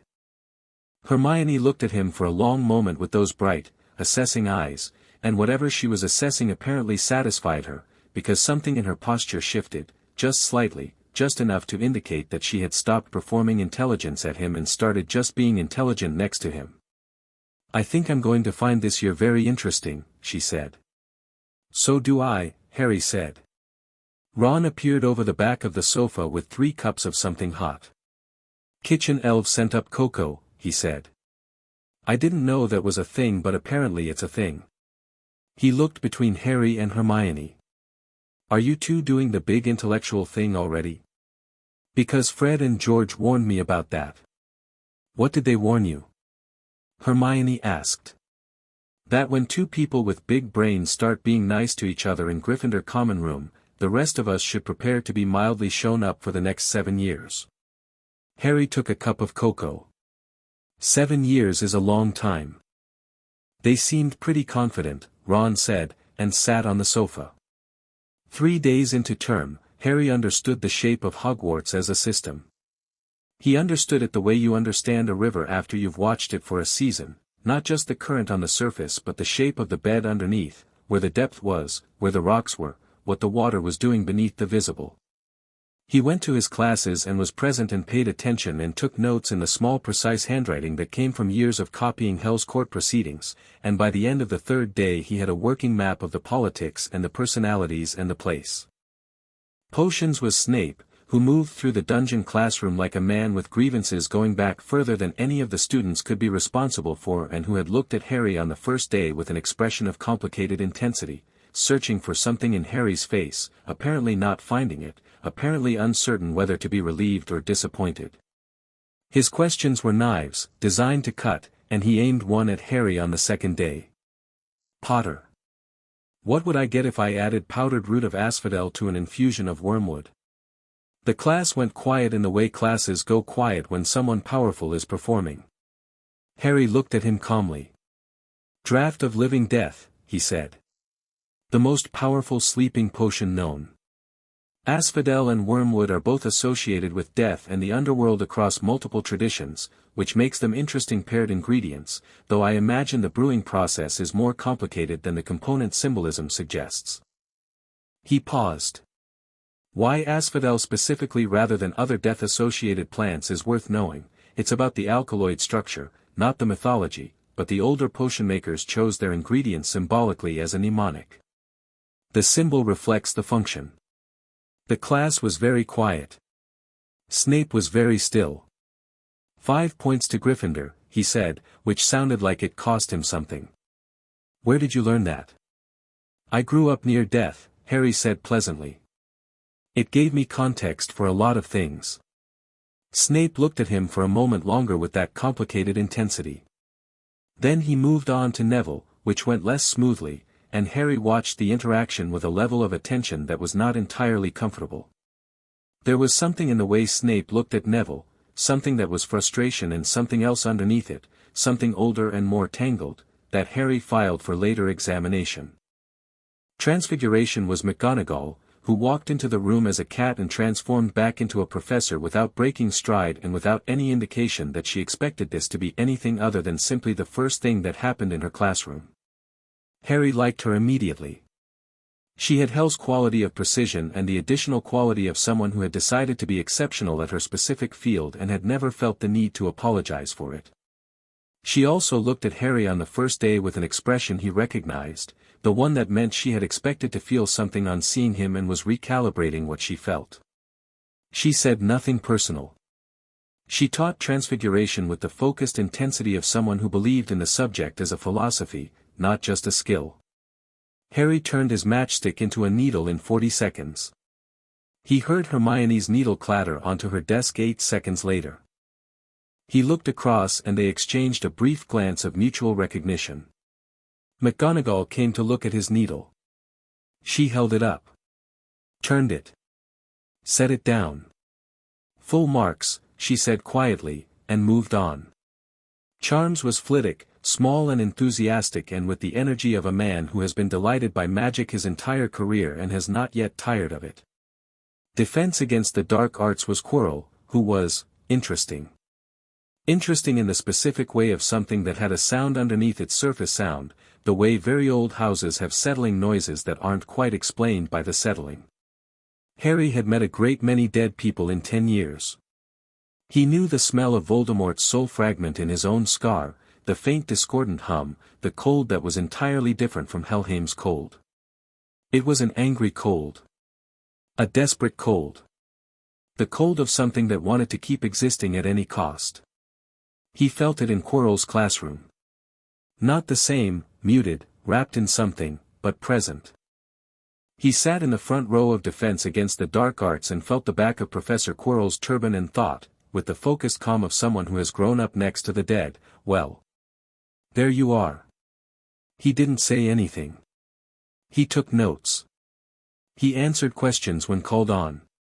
He let Quirrell stammer through his lesson about vampires with the amiable patience of someone who has time. After class, walking back toward Gryffindor Tower with Ron and Hermione, Ron said, "Quirrell seemed nervous today." "He's always nervous," Hermione said. "The books say he had a bad experience with vampires in Romania and he hasn't been quite right since." "The books are wrong about what's wrong with him," Harry said. They both looked at him. "What is wrong with him?" Hermione asked. Harry considered how much to say. "Not everything, not yet. But enough. Something is sharing him," he said. "Something that shouldn't be alive but is. Something using him." A pause. "You know who?" Ron said, very quietly. "Something like that." Ron was quiet for a moment. He had gone slightly pale. "Are you scared?" Harry thought about it genuinely. "No," he said. "It's a problem that needs solving, not a monster I don't understand. I've grown up around things more complicated than this." He paused. "Though I haven't decided yet whether to solve it now or let it develop enough to understand the full shape of it." Hermione was staring at him. "You're talking about Voldemort as though he's a homework problem. Aren't all problems homework problems if you study them enough?" Ron made a sound that was either horror or admiration. "Possibly both." "The third-floor corridor," Hermione said slowly. "Dumbledore warned people away from it. And there's something down there. And Quirrell is connected," Harry said. "Yes. The shape of it is interesting." He looked at her with his quiet green eyes. "Dumbledore knows Quirrell is compromised." Hermione blinked. "How can you know that?" "Because Dumbledore knows everything that happens in this school. The wards here are extraordinary, I could feel them from the boats. If something with that kind of power and that kind of wrongness walked into this building, he felt it." Harry thought about the blue eyes tracking variables across the Great Hall. "He's using it. Quirrell here with something riding him, something that wants what's on the third floor. Dumbledore letting it run because it pulls everything toward the conclusion he wants." He paused. "Which includes me." They walked in silence for a moment. "What's on the third floor?" Ron asked. "I don't know yet," Harry said. "But I intend to find out." "By going there?" Hermione asked, with the tone of someone who has already decided to come and wants to express token reservations. "By finding someone who already knows and asking them." Hermione relaxed visibly. Ron looked mildly disappointed, which was funny. "Sensible," Hermione said. "Occasionally," Harry agreed. The someone who already knew was Hagrid, obviously. Harry went on Saturday morning, alone, while the rest of the school was at the first Quidditch practice of the year generating noise from the pitch side. He knocked on the hut door and Hagrid opened it with an expression of delighted surprise that faded into something more careful when he saw Harry's face. "You want to talk," Hagrid said. "Yes," Harry said.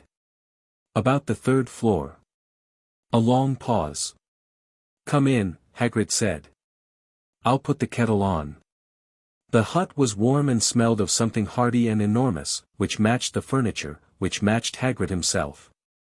Harry sat in a chair that was designed for someone 3 times his size and accepted a mug of tea and waited while Hagrid settled across from him and did the mental arithmetic of someone working out how much to say. "You're not going to let it go if I don't tell you, are you?" Hagrid said. "I'm going to find out either way," Harry said. "But I'd rather get accurate information from someone who actually knows than guess my way to the answer." Hagrid looked at him for a moment with those warm dark eyes, and Harry could see the competing loyalties moving across his face. Dumbledore's confidences on one side. This particular child on the other, this child he'd been supposed to deliver to a doorstep and hadn't managed, who had grown up somewhere that Hagrid hadn't been able to find and had arrived at Hogwarts like something the world wasn't ready for and sat here in his oversized chair with his green eyes waiting without anxiety for whatever the answer was. "It's the Philosopher's Stone," Hagrid said. "Nicholas Flamels."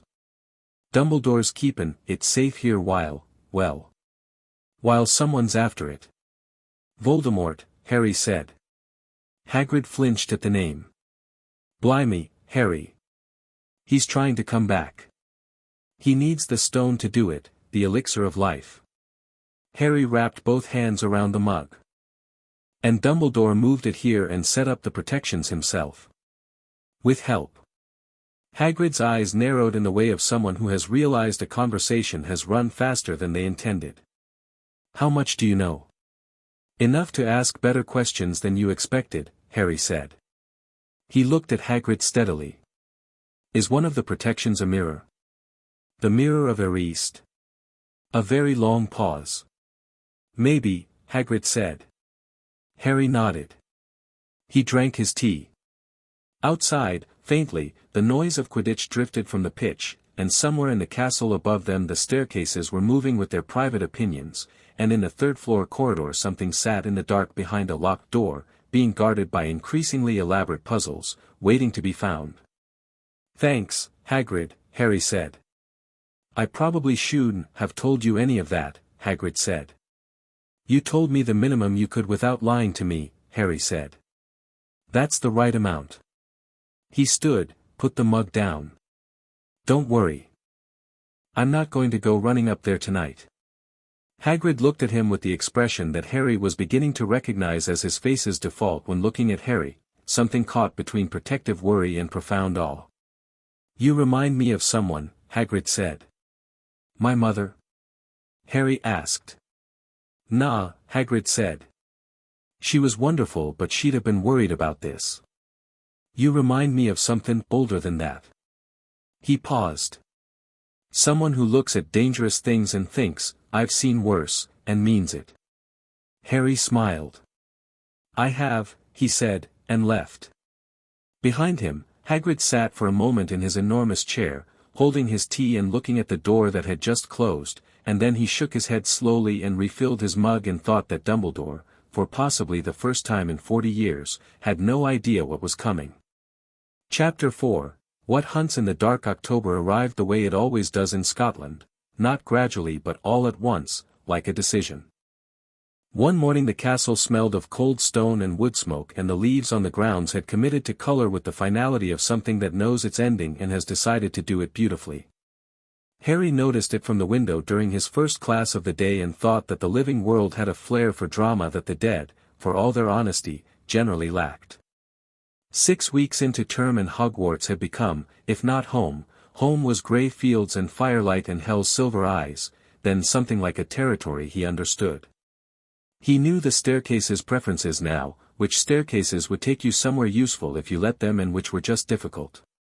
He knew which suits of armor had functional awareness and which were decorative. He knew that the library's restricted section had a ward that responded to intent rather than action, which meant that walking past it thinking clearly academic thoughts produced a different result than walking past it thinking other things. He knew that Peeves was negotiable if you knew the right kind of language, that Mrs. Norris was a genuine surveillance operation and not just an irritating cat, and that the castle itself had an awareness, distributed, ancient, patient, that noticed things. It had noticed him on the first night. He'd felt it in the stones as he walked the corridors after dark on the second day, not rule-breaking, not yet, just walking, letting himself learn the building in the way he'd learned Helheim's halls, through the soles of his feet and the quality of the air. The castle had felt him back. There'd been a moment, somewhere on the 4th floor, where the ambient magic of the place had oriented. The way a compass orients. A quiet recognition. He hadn't told anyone about that yet. He had told Hermione about Quirrell, fully, 3 weeks in. She'd listened with the focused intensity she brought to everything important and hadn't interrupted, and at the end she'd sat for a long moment and said, "How certain are you?" And he'd said, "Completely," and she'd said, "Then we need to understand more before we do anything," which was exactly the right answer and which made Harry think that Hermione Granger's actual value was not that she knew things but that she knew what to do with them. Ron had been told as well. Ron's response had been to go slightly pale, then resolve into a flat practical determination that was, Harry was learning, his mode when frightened, not denial, not performance, just, all right, what do we do? It was a good mode. Harry trusted it. The three of them had settled into an arrangement that was less like a friendship and more like a working partnership that had also accidentally become a friendship. They did homework together in the common room, which meant Hermione's natural authority over homework intersected with Harry's habit of finding the shortest distance between a problem and its solution and Ron's genuinely good instincts about when a problem was being overcomplicated. They were, as a unit, formidable in ways that individually they weren't, which Harry thought was the point of being a unit. Malfoy had made 3 attempts at establishing a dynamic. The first had been on the 3rd day, a corridor approach, 2 large companions, the kind of positioning that was meant to communicate something about social architecture. He'd said something cutting about blood status directed at Hermione, which Harry had heard and turned toward with the specific quality of attention that you develop when you grow up in a hall where everyone's history is open to view. "Say it again," Harry said. Not threateningly. Just directly. Malfoy had the intelligence not to. He also had the intelligence to recognize that the thing looking at him from behind Harry's green eyes was not what he'd expected, and he'd recalibrated visibly. The second attempt had been pointed comments about the Weasleys during potions, directed at Ron, and Harry had not intervened because Ron was entirely capable of managing it and did. The third had been more interesting. Malfoy had actually approached Harry in the library, alone, without his companions, and asked a genuine question about an essay topic, which was either a peace offering or reconnaissance. Harry had answered the question. Malfoy had taken the answer, said nothing further, and left. The dynamic between them was still unresolved, which Harry found more interesting than a resolved one would have been. Snape was still watching him. Every lesson, the same complicated attention, as if Harry were a text in a language Snape had been translating for years that had just used a word he didn't recognize. After a potions class in the 4th week, when everyone else had filed out, Snape had held him back with a look, the kind that was both an invitation and a command. "Your mother was talented," Snape said, without preamble. Harry waited. In potions specifically. She had an instinct for it. The intuitive understanding of what ingredients were doing at the molecular level before we had the theory to explain it. He was looking at Harry's potion. They'd been making a simple forgetfulness potion, and Harry's had been 2 shades darker than it should be, which was not wrong but was not standard. "Yours is dark." "It's correct," Harry said. "The shade is a function of the tulip ash. I added it earlier in the reduction than the instructions call for. The early addition changes the color but improves the efficacy. The instructions are calibrated for standardized results, not optimized ones." "That is either very good reasoning or very arrogant reasoning," Snape said. "Test it," Harry said. "Then you'll know which." Another long pause. Snape picked up the small vial Harry had bottled at the end of class. He looked at it with the eyes of someone who knew exactly what he was looking at. "Did your guardian teach you potions?" "I learned from the dead," Harry said. "A Roman physician who was very opinionated about reduction times. An Arab alchemist who had thoughts about ash ratios. A 16th century English herbalist who disagreed with both of them." He paused. "Good education. Eclectic." Snape set the vial down. Something in his face had shifted, not warmed, exactly. Snape did not appear to have a warm setting, but something had become more genuine. "You understand this is not a history lesson," he said. "Practical application requires discipline as well as intuition." "I know," Harry said. "The intuition tells you what's possible. The discipline is how you get there reliably." He picked up his bag. "My mother was good at this."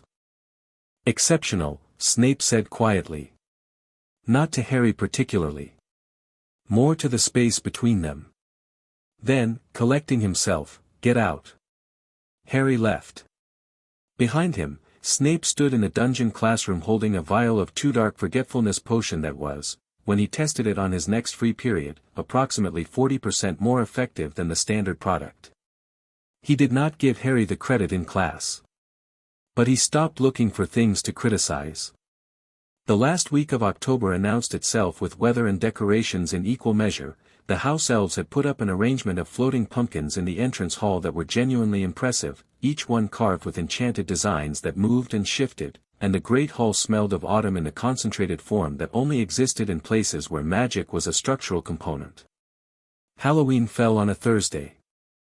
Harry noticed the shift in Quirrell before breakfast. The man was more agitated than usual, moving with the specific quality of someone who is carrying something heavier than normal, the displaced energy of a person whose internal situation is worse than their external one. Whatever was riding Quirrell was pressing harder than usual. Harry noted it, ate his porridge, and thought about the timing. The feast was announced for that evening, which the castle was delighted about. You could feel it in the responsive quality of the ambient magic, a kind of communal anticipation. Harry spent the day in classes and then spent an hour after dinner doing Transfiguration homework before the feast, because McGonagall had assigned it due Friday and he had no intention of being behind. Hermione was less interested in the feast than in a charms problem she'd been turning over, which was typical. Ron was more interested in the feast than anything else in the world, which was also typical. The pumpkin pasties alone are worth, Ron started. You had pumpkin pasties on the train, Hermione said. Different pumpkin pasties. Feast pumpkin pasties. That is not a meaningful distinction. I promise you it is. Harry finished the Transfiguration homework, capped his ink, and looked up. The common room around them had the warm, distracted noise of a Friday eve, people drifting toward the feast with the loosened quality of a week coming to its end. Through the window the grounds were dark already, the black lake invisible but present, the way Helheim's grey fields were sometimes invisible in the permanent soft dark and still unmistakably there. Harry was thinking about Quirrell's agitation when the first-year girl, Susan Bones, Hufflepuff, quick and observant, he'd noticed her in charms, came running through the portrait hole at a full sprint that suggested she'd used someone else's common room password, which meant she'd knocked on the portrait until it opened, which meant she was properly scared. A troll, she said, to the room. There's a troll. In the dungeons. Professor Flitwick fainted telling us, the common room erupted. Then Dumbledore's voice came from the stairwell, amplified, projected through the castle's own magic, calm and absolute and with the undertone of authority that required no volume to function. Students to their dormitories. Prefects to your houses. Faculty to the corridors. 3 sentences and the school reorganized itself. In the rush toward the stairs, Harry stayed seated. Ron, halfway up, looked back. Harry, Hermione's not here, Harry said. Ron stopped. The prefects were moving students toward the dormitories with the competitive authority of people who have been waiting for an emergency to be useful.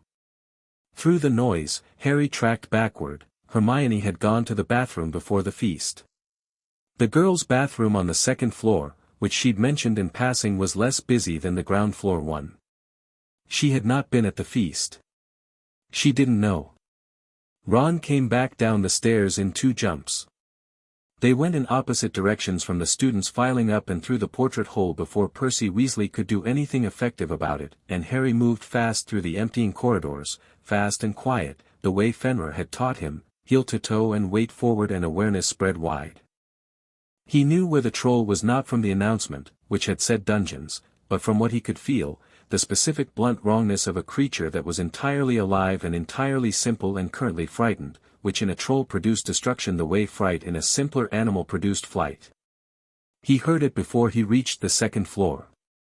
The sound of something large and unhappy, the crash of stone and wood, a high screaming sound that cut through everything. Hermione was in the bathroom. Harry came around the corner at the same moment the Trolls Club came through the wall. Not through the door, through the wall, 12 inches of stone, because trolls don't have the conceptual framework to distinguish between doors and walls when distressed, and the wall had been slightly thinner there. The club went back in, taking a piece of the plumbing with it, and water began sheeting down the corridor from a ruptured pipe. Ron skidded to a stop beside Harry. Blimey, Harry was already moving. He went through the door, what was left of it, while the troll was occupied with extracting its club from the rubble and Hermione was in the far corner by the sinks, pressed flat against the wall, not screaming now, not making any sound, just watching the troll with white-faced focus. She saw Harry and her expression did something complicated that moved fast from terrified to furious to relieved and landed on all three simultaneously. "There's a troll in the bathroom," she said, with what Harry privately thought was remarkable composure. "I noticed," Harry said. The troll turned. Trolls, as a category of problem, were not subtle.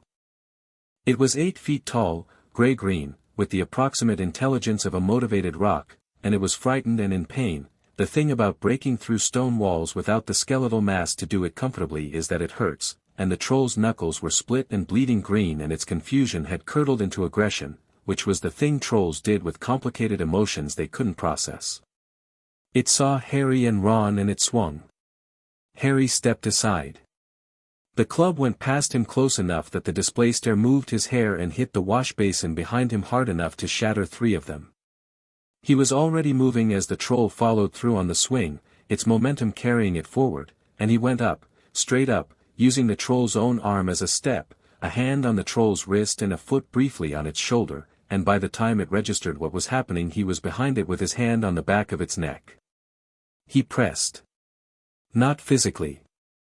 He pushed through his palm the way he'd learned to push through anything, the cold clarity of it, the boundary sense, the specific pressure of something that understood what a body's balance of living was and could press on that balance gently.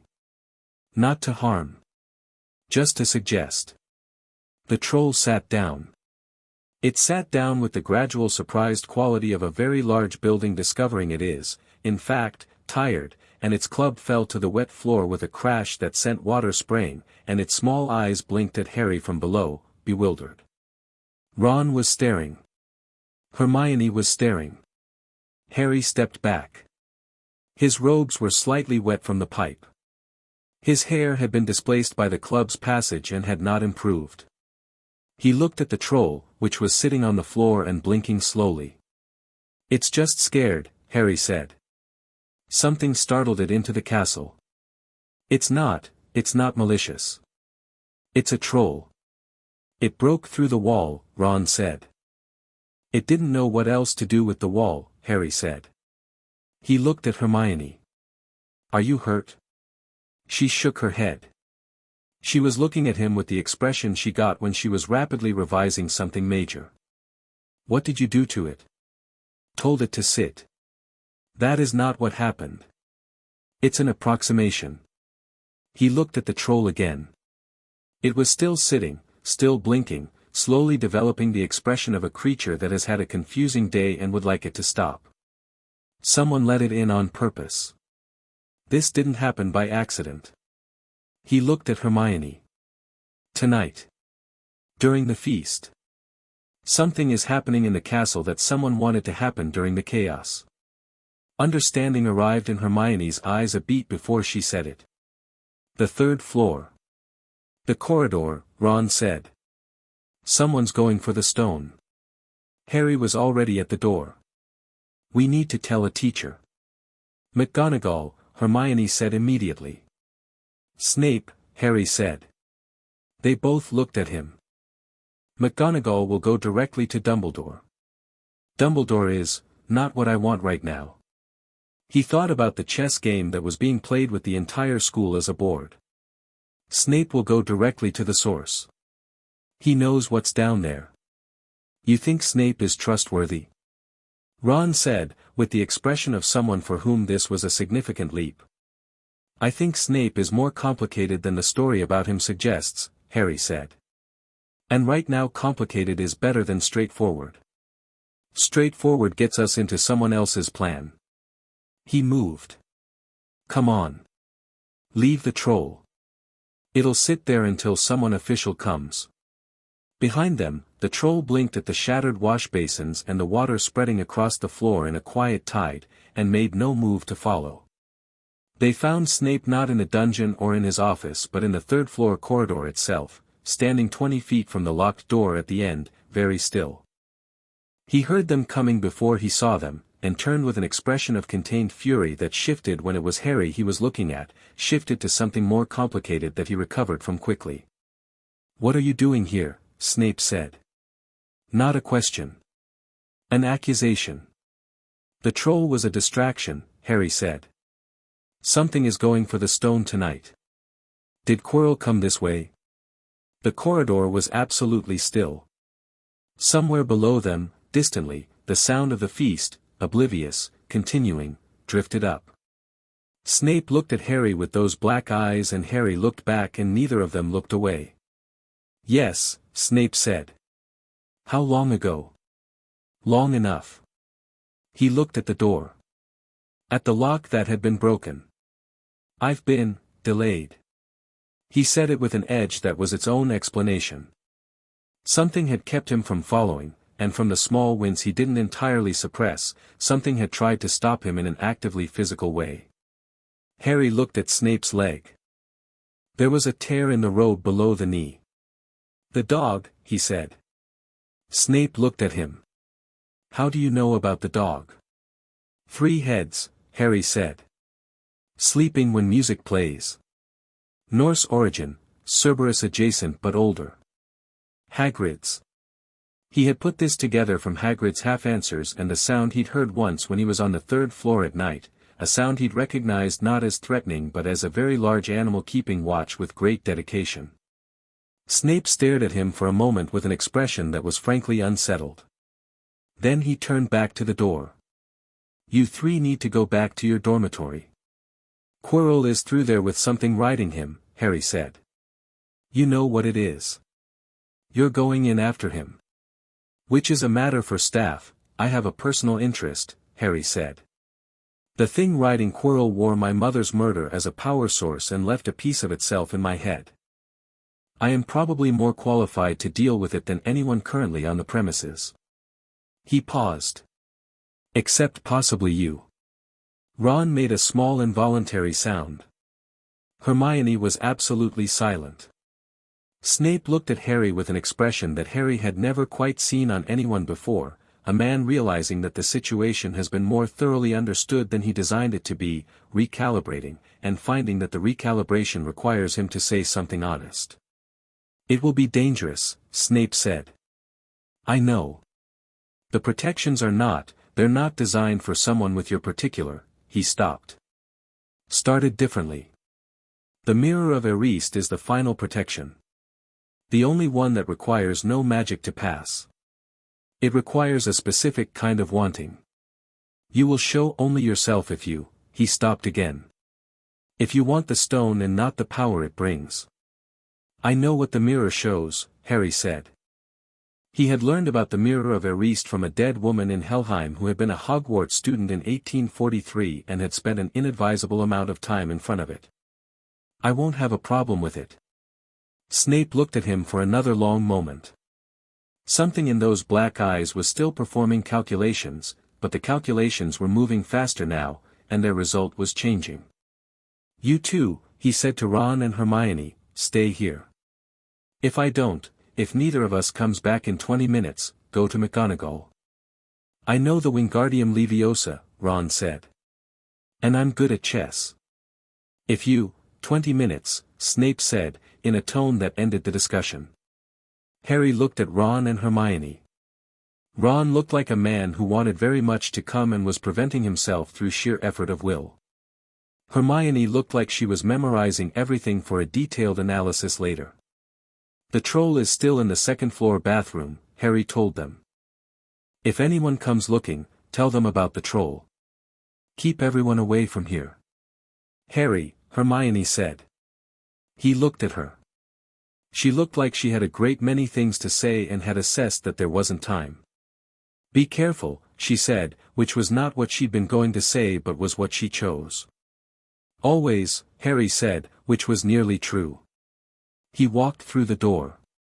The room beyond the door was worth noting, large, dark, and containing a sound that was the specific sound of a very large 3-headed dog discovering that the music keeping it asleep had stopped. Harry registered the dog, registered the trapdoor in the floor, and made the sound with his throat that had worked on the troll, not music, not command, the frequency below words that creatures with older nervous systems responded to. It wasn't magic exactly. It was the register that said, I am not prey, I am not threat, I am something else entirely. All three heads regarded him with 6 yellow eyes and then, with the synchronized dignity of creatures doing something they find embarrassing, put all 3 heads back down. Useful, Snape said, behind him. Occasionally, Harry said. The trapdoor. He dropped through it first, because he was faster than Snape and Snape was working with an injured leg, and fell into soft something that was Devil's Snare. He'd read about it, knew it, felt it reaching for him as he landed, and simply kept himself at the temperature and stillness of Helheim, which confused it thoroughly. Plants that respond to thrashing don't know what to do with something that is both clearly alive and presenting as cold and unbothered. The Devil's Snare considered him for 3 seconds and let go. He moved through the next chamber, the keys, winged and scattered among the enchanted flock, one unlocking the door. Harry stood in the middle of the room and felt for the one that was different. All enchanted objects had a frequency.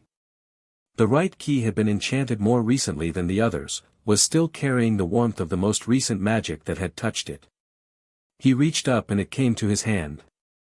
The chess room made Snape pause, white pieces on the wrong side, the black pieces too recent in their movement patterns.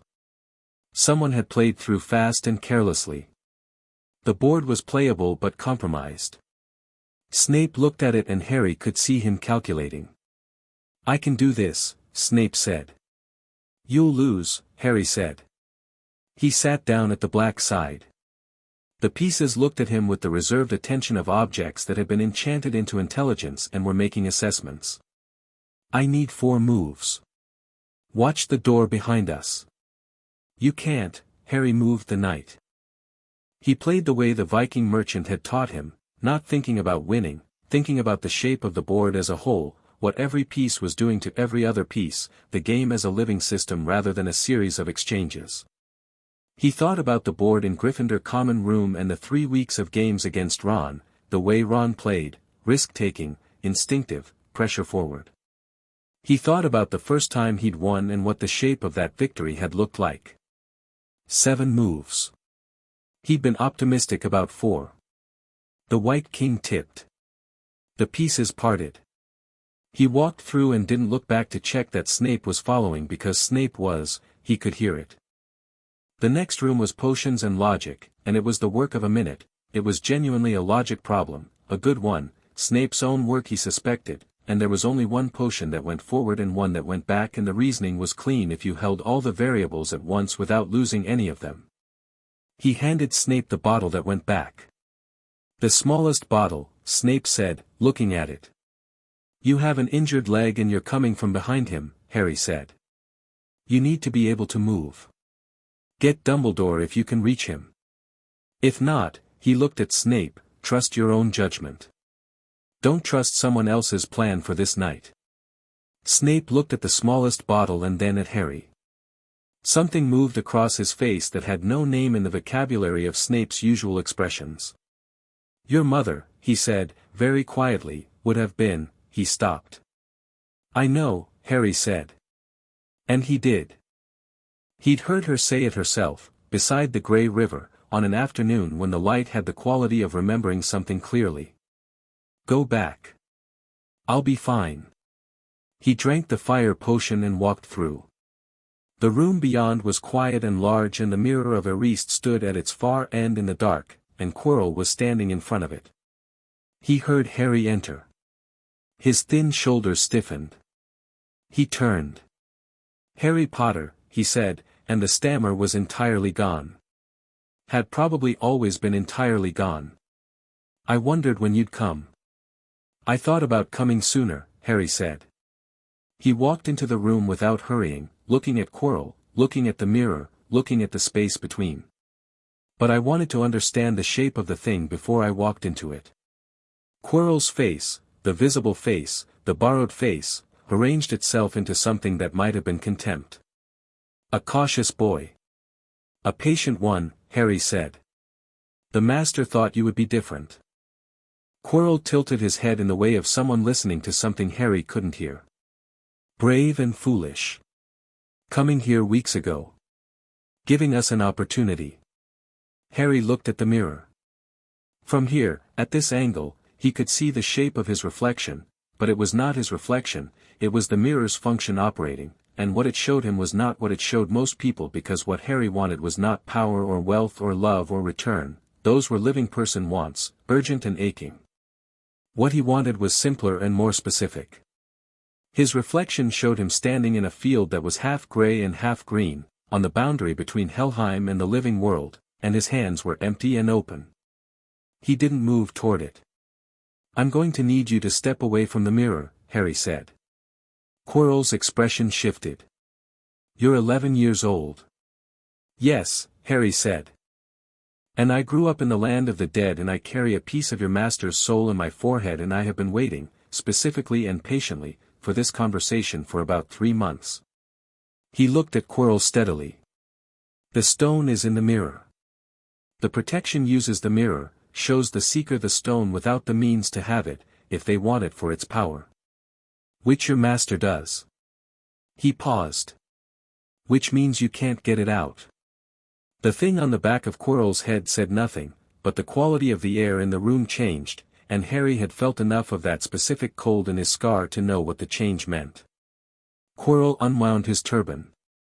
The face on the back of his head was extraordinary in the way of things that have gone past the point where ordinary descriptors work, a face that was barely a face, that was the memory of a face reconstructed by something that wanted to exist more than it wanted to be human. The eyes were red, and they found Harry immediately. "Harry Potter," said Voldemort. "Tom Riddle," Harry said. A pause. "No one calls me, I know what your name is," Harry said. "I know what you were and what you became and what you're trying to do."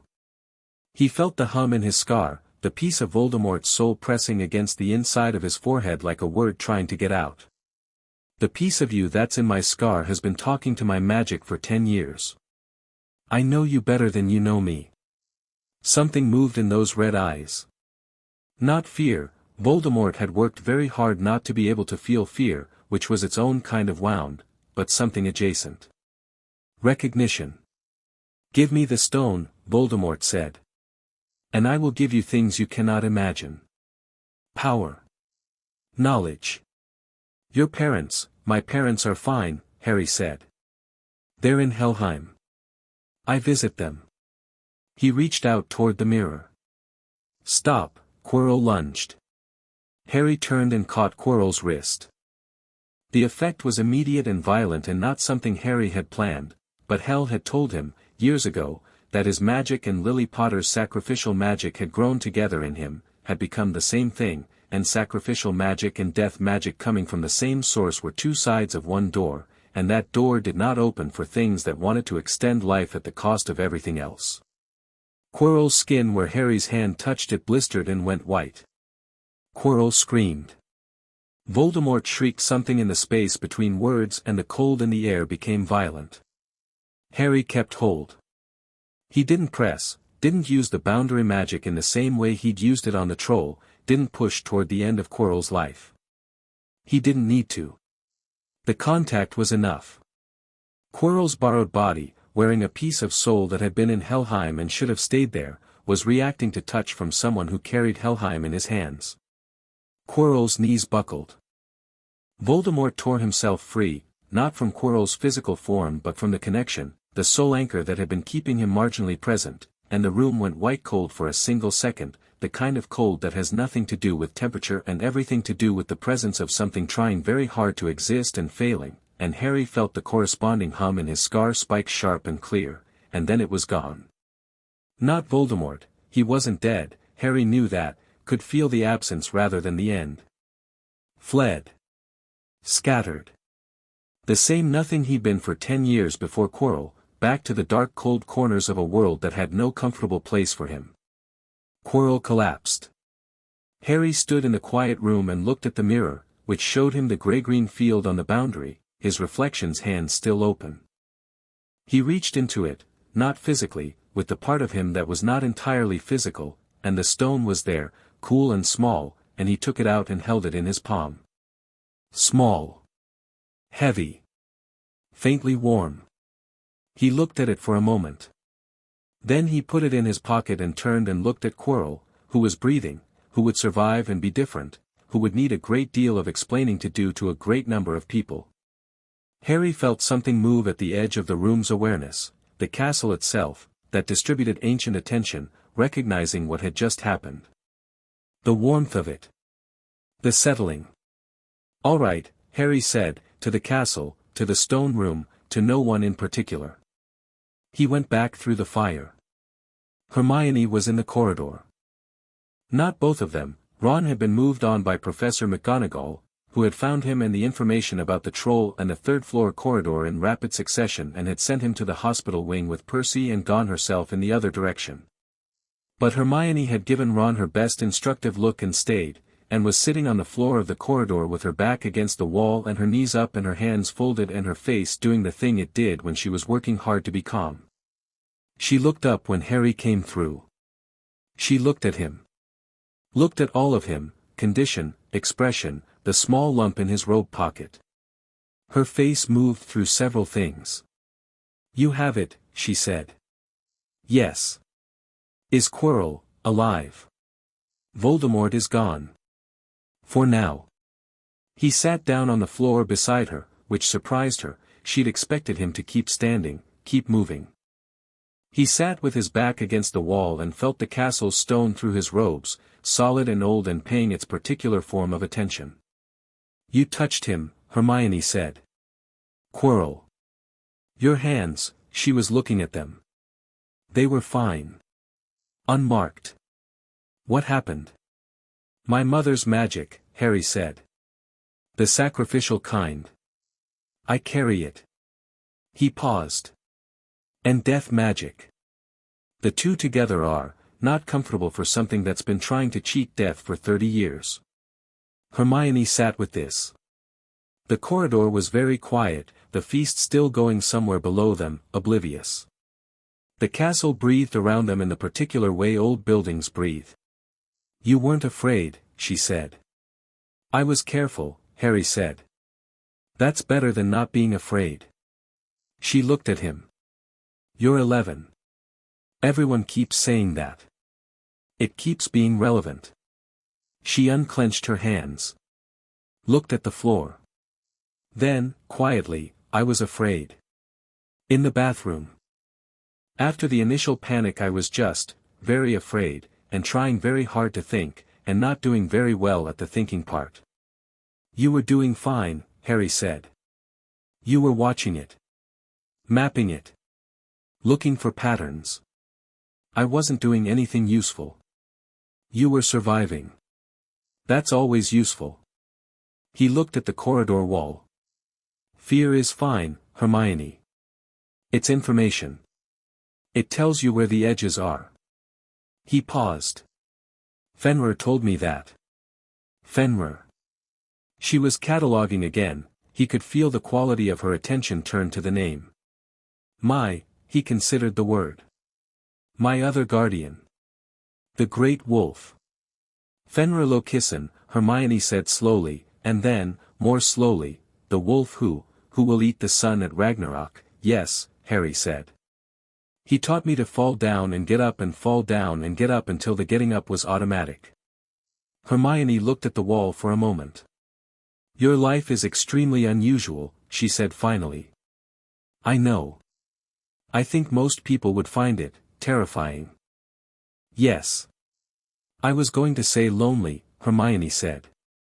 "The land of the dead.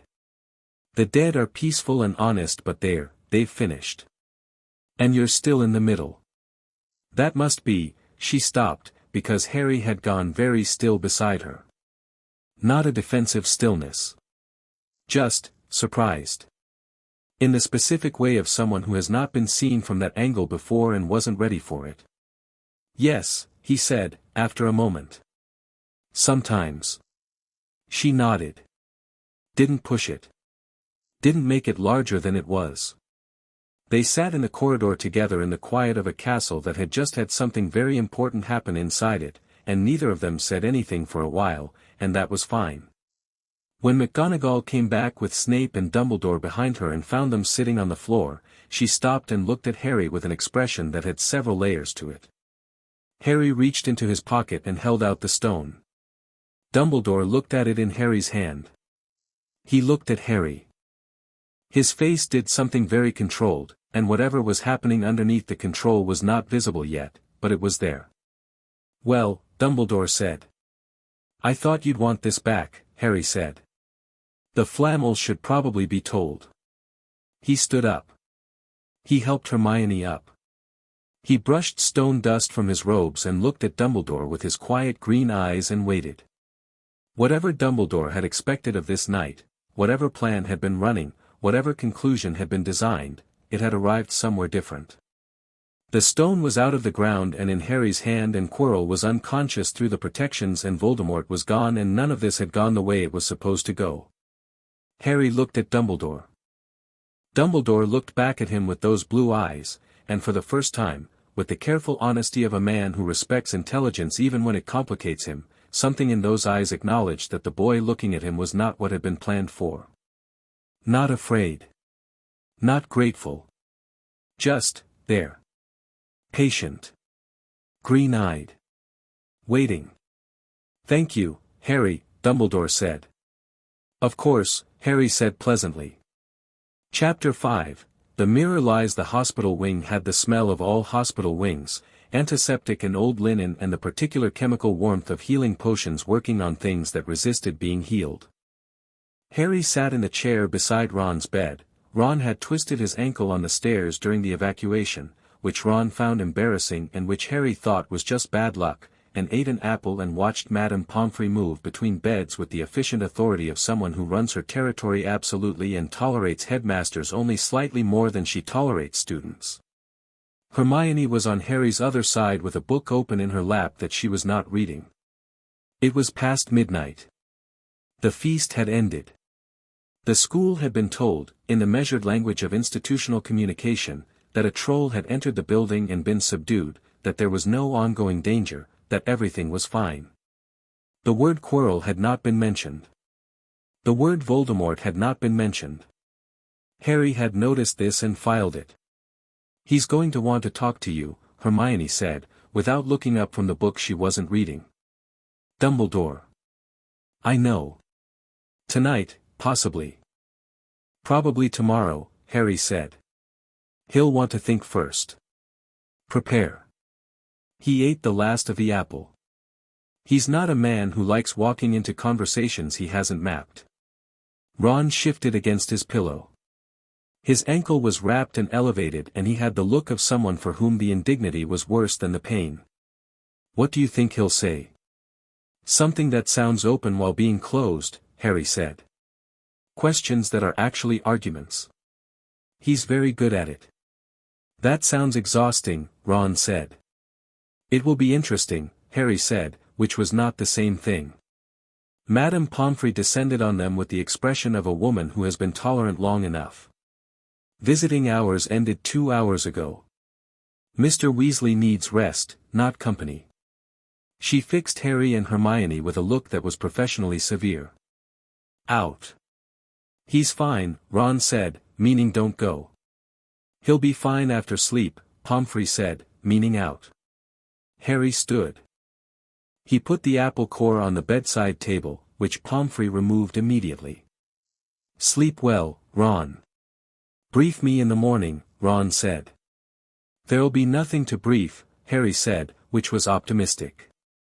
They walked back through the castle in the late-night quiet, and the castle was doing the thing it sometimes did with Harry now, the staircases presenting themselves in useful configurations, a torch brightening slightly at a corner, the ambient quality of the old stone more awake than it was for most people at this hour. He had stopped noticing it consciously. It was just what the castle did. Hermione noticed him not noticing it. "The castle responds to you," she said. "Yes. That doesn't happen. The castle has general enchantments, wards, the responsive magic in the staircases and portraits and so on, but individual responsiveness to a specific student." She paused. "That's a sentience response. The castle is recognizing you as something particular. Something that belongs to the same tradition it does, Harry said. Old magic. Pre-systematic magic. The castle was built before there was a standard theory of enchantment. The magic in the foundations is the same kind as mine, roughly. So it recognizes family, Hermione said. He looked at her. That's a very good way of putting it. She allowed herself a small pleased expression and filed it away. The common room was empty. The fire had burned to low embers. They sat in the chairs closest to it without discussing whether to sit, and the orange glow of the coals threw long shadows up the walls and made the room feel smaller and older. The stone, Hermione said. What happens to it now? Dumbledore will contact Flammel. Flammel will decide what to do, destroy it probably, from what I know of him. He's old enough to be ready for that. Harry stretched out his legs. The stone was always a temporary problem. A test problem. Test of what? Of whether I'd go after it. Whether I'd walk into the trap the way it was designed. He looked at the fire. The protections were good, but they weren't designed to stop me specifically. They were designed to present a series of challenges that would work for a student with ordinary magical training. Logical. Progressive. Each one using a subject taught at Hogwarts. He paused. A student who'd been properly formed by Hogwarts curriculum would walk through them in exactly the right order, using exactly the skills they'd been taught, arrive at the stone with a deep investment in the institutional framework that had prepared them. It's elegant. Hermione was very quiet. He wasn't just protecting the stone from Voldemort, she said slowly. He was protecting it in a way that shaped the person who got through. Yes. And you walked through it anyway. In your own way. I walked through it in the only way I know how. Which is not the way the passage was designed for. He looked at the embers. That's what unsettled him tonight. Not that I got through, he expected someone might. It's that the getting through didn't do what it was supposed to do to the person getting through. Hermione was silent for a long moment, and in that silence the fire settled and the castle breathed, and somewhere above them the dormitory floors were quiet with sleeping students. Harry, she said. Yes. What is he planning? The larger thing. Not the stone. She asked it directly, which he appreciated. What does Dumbledore want from you? He looked at her. Her face was lit in a low red light, and her expression was not afraid. It was the expression of someone who needs the accurate information to think correctly and has committed to asking for it regardless of what it is. He needs me to die, Harry said. The fire did not go out. The shadows did not deepen dramatically. Nothing marked the sentence as significant except the silence after it. Explain, Hermione said. The piece of Voldemort's soul in my scar. Hel confirmed it years ago, it's a Horcrux. An anchor for Voldemort's soul in the living world, keeping him from proper death. She has the piece that detached at Godric's Hollow in her keeping. The one in my scar is still there. He felt its hum as he mentioned it, the low dissonant frequency he'd lived with so long it had become background. To truly end Voldemort, all his soul anchors have to be destroyed. The one in my scar requires me to die to be destroyed, or so the current thinking goes. So Dumbledore needs me alive long enough to be useful and willing enough to walk into death when the time comes. Hermione's expression had not changed. She was very still. The current thinking, she said, picking up on exactly the right words. What's the other thinking? Hel has her own approach, Harry said. She has the first piece of his soul. When the time is right, she can separate the piece in my scar from my magic without killing me, but it requires my magic to have grown past it, to be distinguishable from it. We're not there yet. He paused. We will be.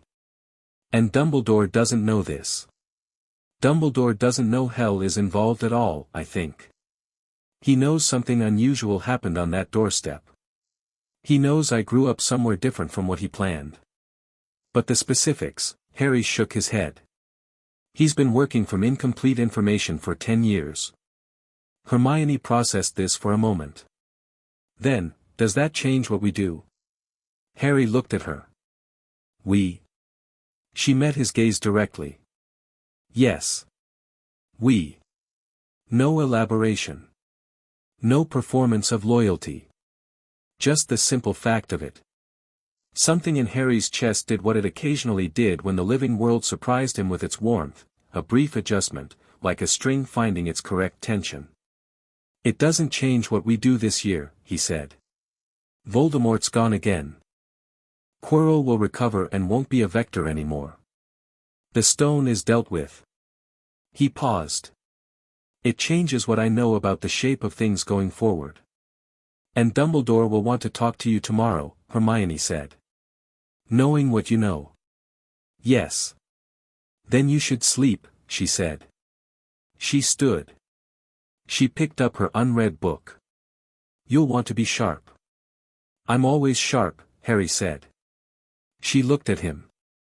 You're also 11 and you handled a troll and went through 7 magical protections and confronted Voldemort tonight. Sleep.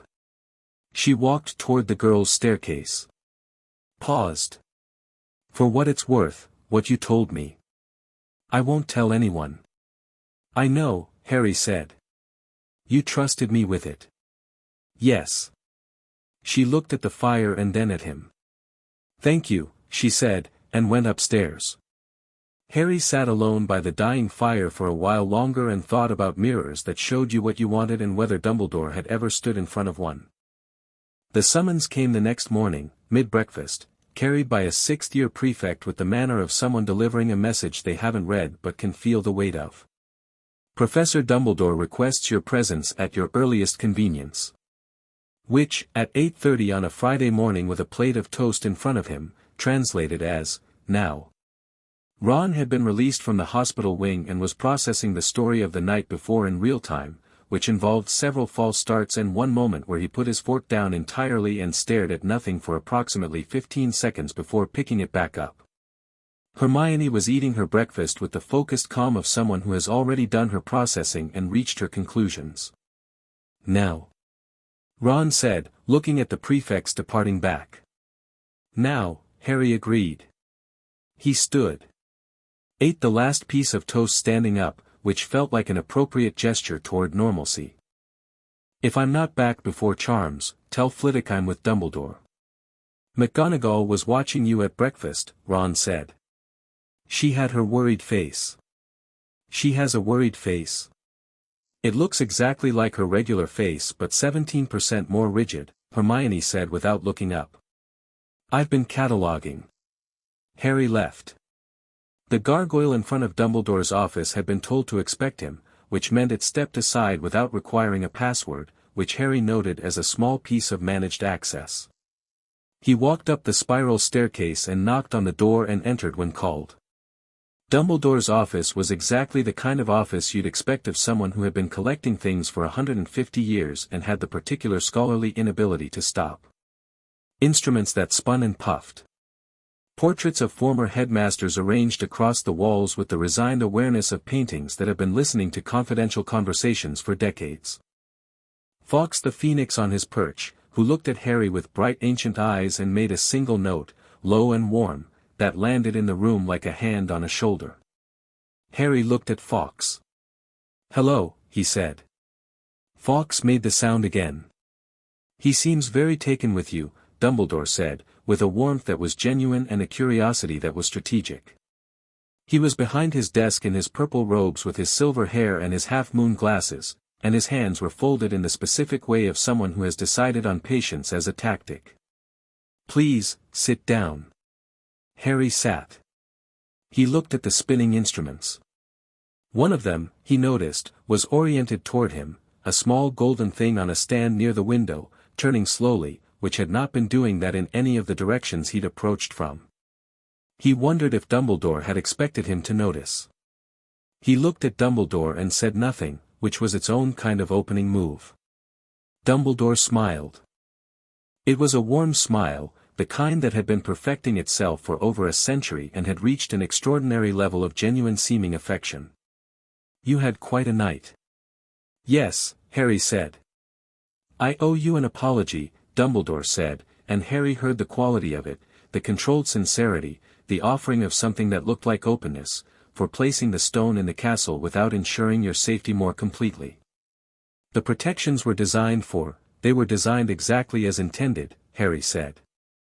A brief pause. Just a beat.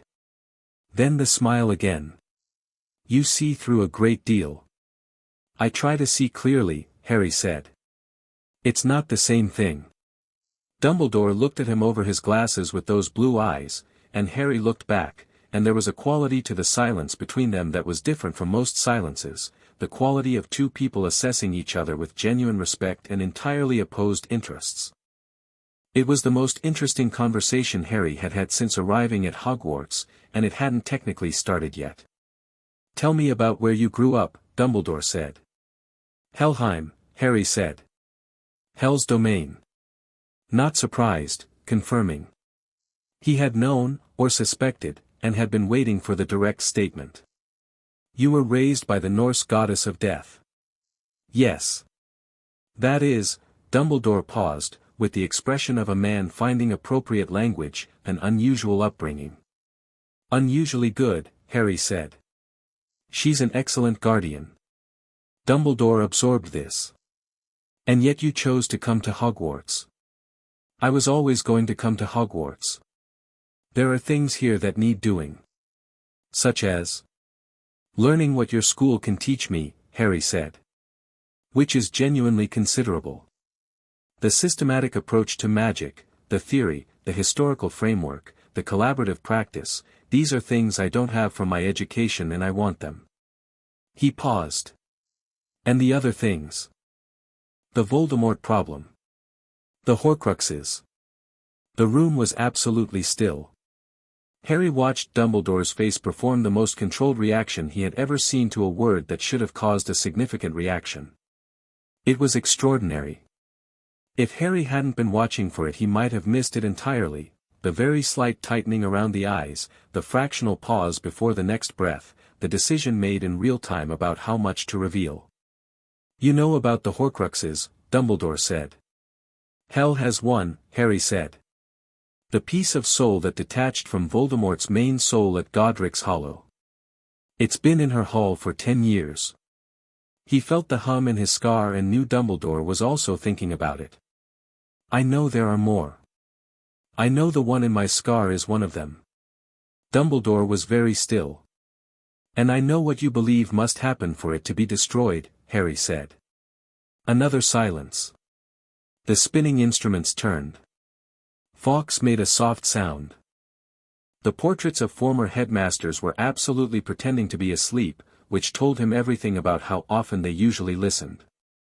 Harry, Dumbledore said, and his voice had changed, the warmth was still there but underneath it something more honest had surfaced, something tireder, something that had been carrying this for a long time.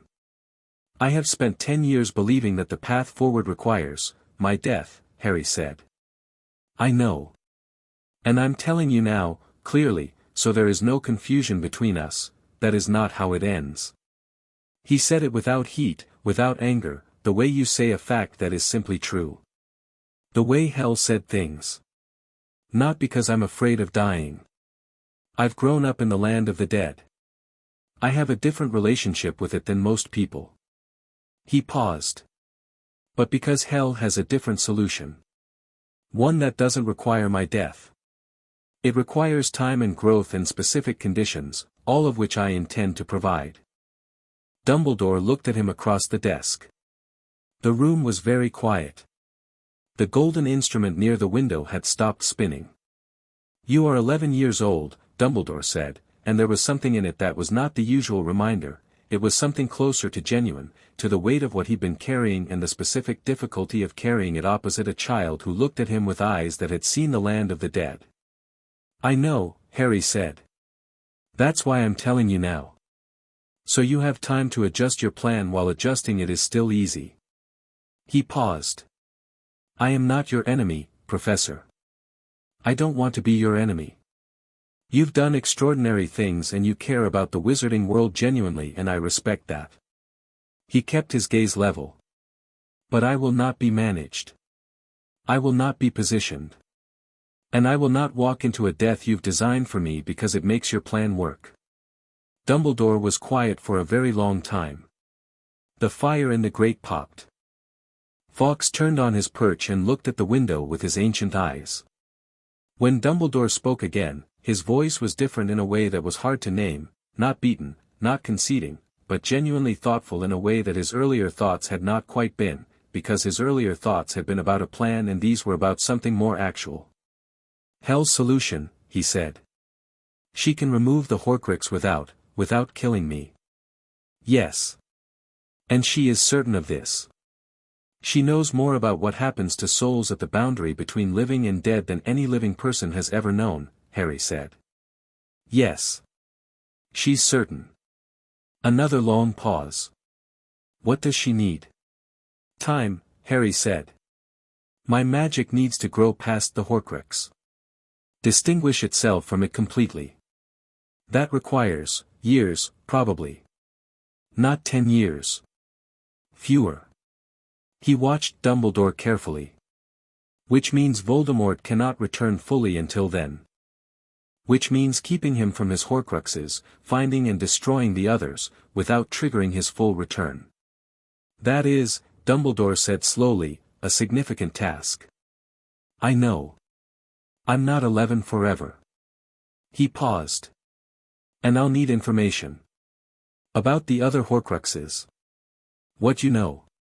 What you suspect. You're asking me to share my research with an 11-year-old. I'm asking you to share your research with the person the research is most directly about, Harry said. Who also happens to be 11. Something happened in Dumbledore's eyes that was, if Harry had to name it, something close to the beginning of genuine amusement. Not the performed warmth. Something more surprised. You are very like your mother, Dumbledore said. I've been told, Harry said. She'd have argued with you too. She did, on several memorable occasions. He was quiet for a moment, and in the quiet was the weight of 30 years of plans and the particular difficult sensation of those plans meeting reality and requiring revision. I cannot promise you everything immediately. There are things I need to verify, to think about. He paused. But I will not work against you, Harry. That was never my intention. I know, Harry said. The road to harm is usually paved with good intentions. That's what makes it the road most traveled. Dumbledore looked at him. Where did you hear that? I grew up surrounded by the results of people's good intentions, Harry said. You hear things. For the first time in the conversation, Dumbledore smiled in a way that was not managing anything. It was a small smile, and it was tired, and it was real. I think, he said, that you are going to be quite extraordinary. I hope to be useful, Harry said. There's a difference. He stood. He looked at Fawkes, who turned from the window and regarded him with those burning eyes and made his low warm note one more time. Harry looked back at him for a moment. Can I ask you something? Harry said to Dumbledore. Of course. The Mirror of Erist. What do you see in it?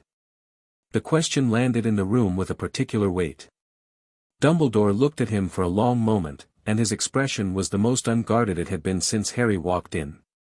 Socks, he said. Harry looked at him. It is a less interesting answer than most people expect, Dumbledore said. It's a better answer than most people could give, Harry said, and left. He came back to Gryffindor Tower by way of the 4th floor, which was not the direct route but which took him past the window he liked, north-facing, looking over the grounds toward the forest, the lake visible at the edge. He stopped and looked at it. The grounds were bright with the tail end of autumn. The lake flat and dark, the forest at the edge of its seasonal change, the sky high and cold and very clear. In the distance, a figure he recognized from the scale of him alone was moving along the tree-line, Hagrid, probably, doing his morning rounds. It was a very alive view. That was the thing about it, it was complete with the specific energy of things that were still in the middle of their stories, still moving, still uncertain about their own endings. Helheim had peace. Helheim had resolution. This had neither. He had been here less than 2 months and already the living world was doing what it did, getting under his skin, which was not a metaphor but was also a metaphor, the warmth of Ron's immediate friendships and Hermione's fierce intelligence and the castle's stone recognition and Hagrid's enormous uncomplicated affection and even Snape's complicated unlikely respect, all of it pressing on the edges of the careful equilibrium he had arrived with. He heard the step before he saw the person and turned. The corridor was not empty. Draco Malfoy was standing approximately 10 feet away, and he was alone, which Harry had learned over 2 months was unusual for Malfoy, who generally moved with the social architecture of Crabbe and Goyle arranged around him like furniture. Without them, without the performance of hierarchy, he looked younger than he generally managed to look. He had a library book under his arm and the expression of someone who had arrived at a destination and was now uncertain about whether to continue. They looked at each other. "I heard what happened last night," Malfoy said. "You heard a version of it," Harry said. "Quirrell." Malfoy said it flatly, without the usual layer of social calculation over his words. He wasn't just frightened of vampires, was he? No. Was it? He stopped. His jaw worked for a moment. "My father says he's coming back. That he never actually," another stop. "I've heard my father say things. At home. About what's coming. What's expected." He looked at the window and then at Harry. "I wanted to ask you something and I couldn't ask it in front of," he gestured vaguely toward the absent Crabbe and Goyle. "Ask," Harry said. Malfoy looked at him directly for the first time in 2 months without anything performative in the look. He was, underneath everything he'd been built to perform, reasonably intelligent and genuinely frightened, and the frightened was the part he'd been trained to hide and was currently failing to hide because he was alone in a corridor with someone who could apparently stop trolls with his hands and had walked through 7 magical protections last night and was looking at him with the patient attention of someone who has nothing to prove. "Is he actually coming back?" Malfoy said. "Really?" Harry looked at him. The honest answer was yes, eventually, probably, and then we deal with it. The answer Malfoy was actually asking was whether the world he had been raised to expect, the world where Voldemort's return was a glorious event, the reordering of hierarchy, the vindication of his family's choices, was really coming, and if it was, whether he should be afraid of it or eager for it or both. Because something in the last 2 months of watching Harry Potter move through Hogwarts like something that had already decided what the world was had made him uncertain about things he'd never been uncertain about before. "He'll try," Harry said. "And I'll deal with it when he does." Malfoy was quiet for a moment. "My father says you're going to be, that you're supposed to be, your father has a story about me that isn't accurate," Harry said.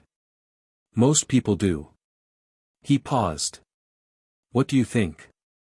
Malfoy blinked.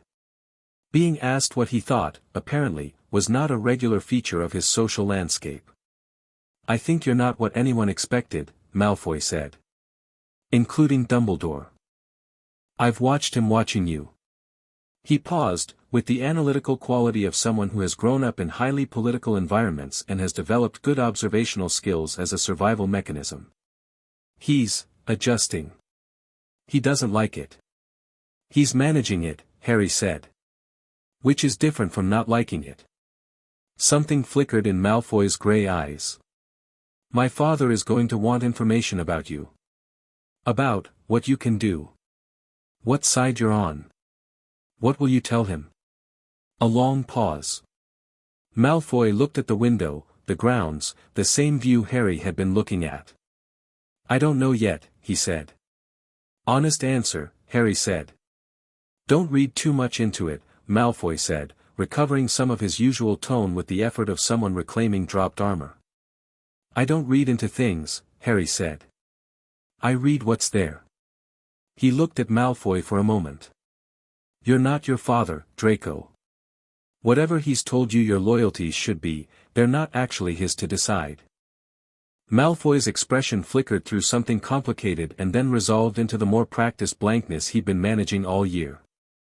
I'll keep that in mind, he said, which was the Malfoy way of saying, I heard you, and I'm not ready to do anything about it yet, but I heard you. He left. Harry watched him go and thought that Malfoy was one of those people whose story was genuinely unfinished, who could go several different ways depending on what happened to him in the next few years, and that which way it went mattered. He filed it. That evening, after dinner, after a charms lesson in which Flitwick had been so delighted by Harry's approach to the summoning charm that he'd nearly fallen off his stack of books, after homework and Ron's detailed recap of the version of events that had reached the rest of the school through various iterations of the story, Harry went to his dormitory while the others were still in the common room and sat on his bed and held the stone on the cord. It was warm. Busy couple of days, he said quietly. The stone pulsed. I talked to Dumbledore. Told him about the Horcrux. About your plan. He paused. He accepted it. More than I expected. Less than would be convenient. He looked at the ceiling of the dormitory. He's adjusting. It'll take time. The stone pulsed twice. Good. And you? He thought about Hermione's face by the fire last night, the direct question, the direct answer, the way she'd sat with it without flinching and then said thank you for being told the truth. He thought about Ron's honest baffled loyalty, the way he just kept showing up without drama or condition.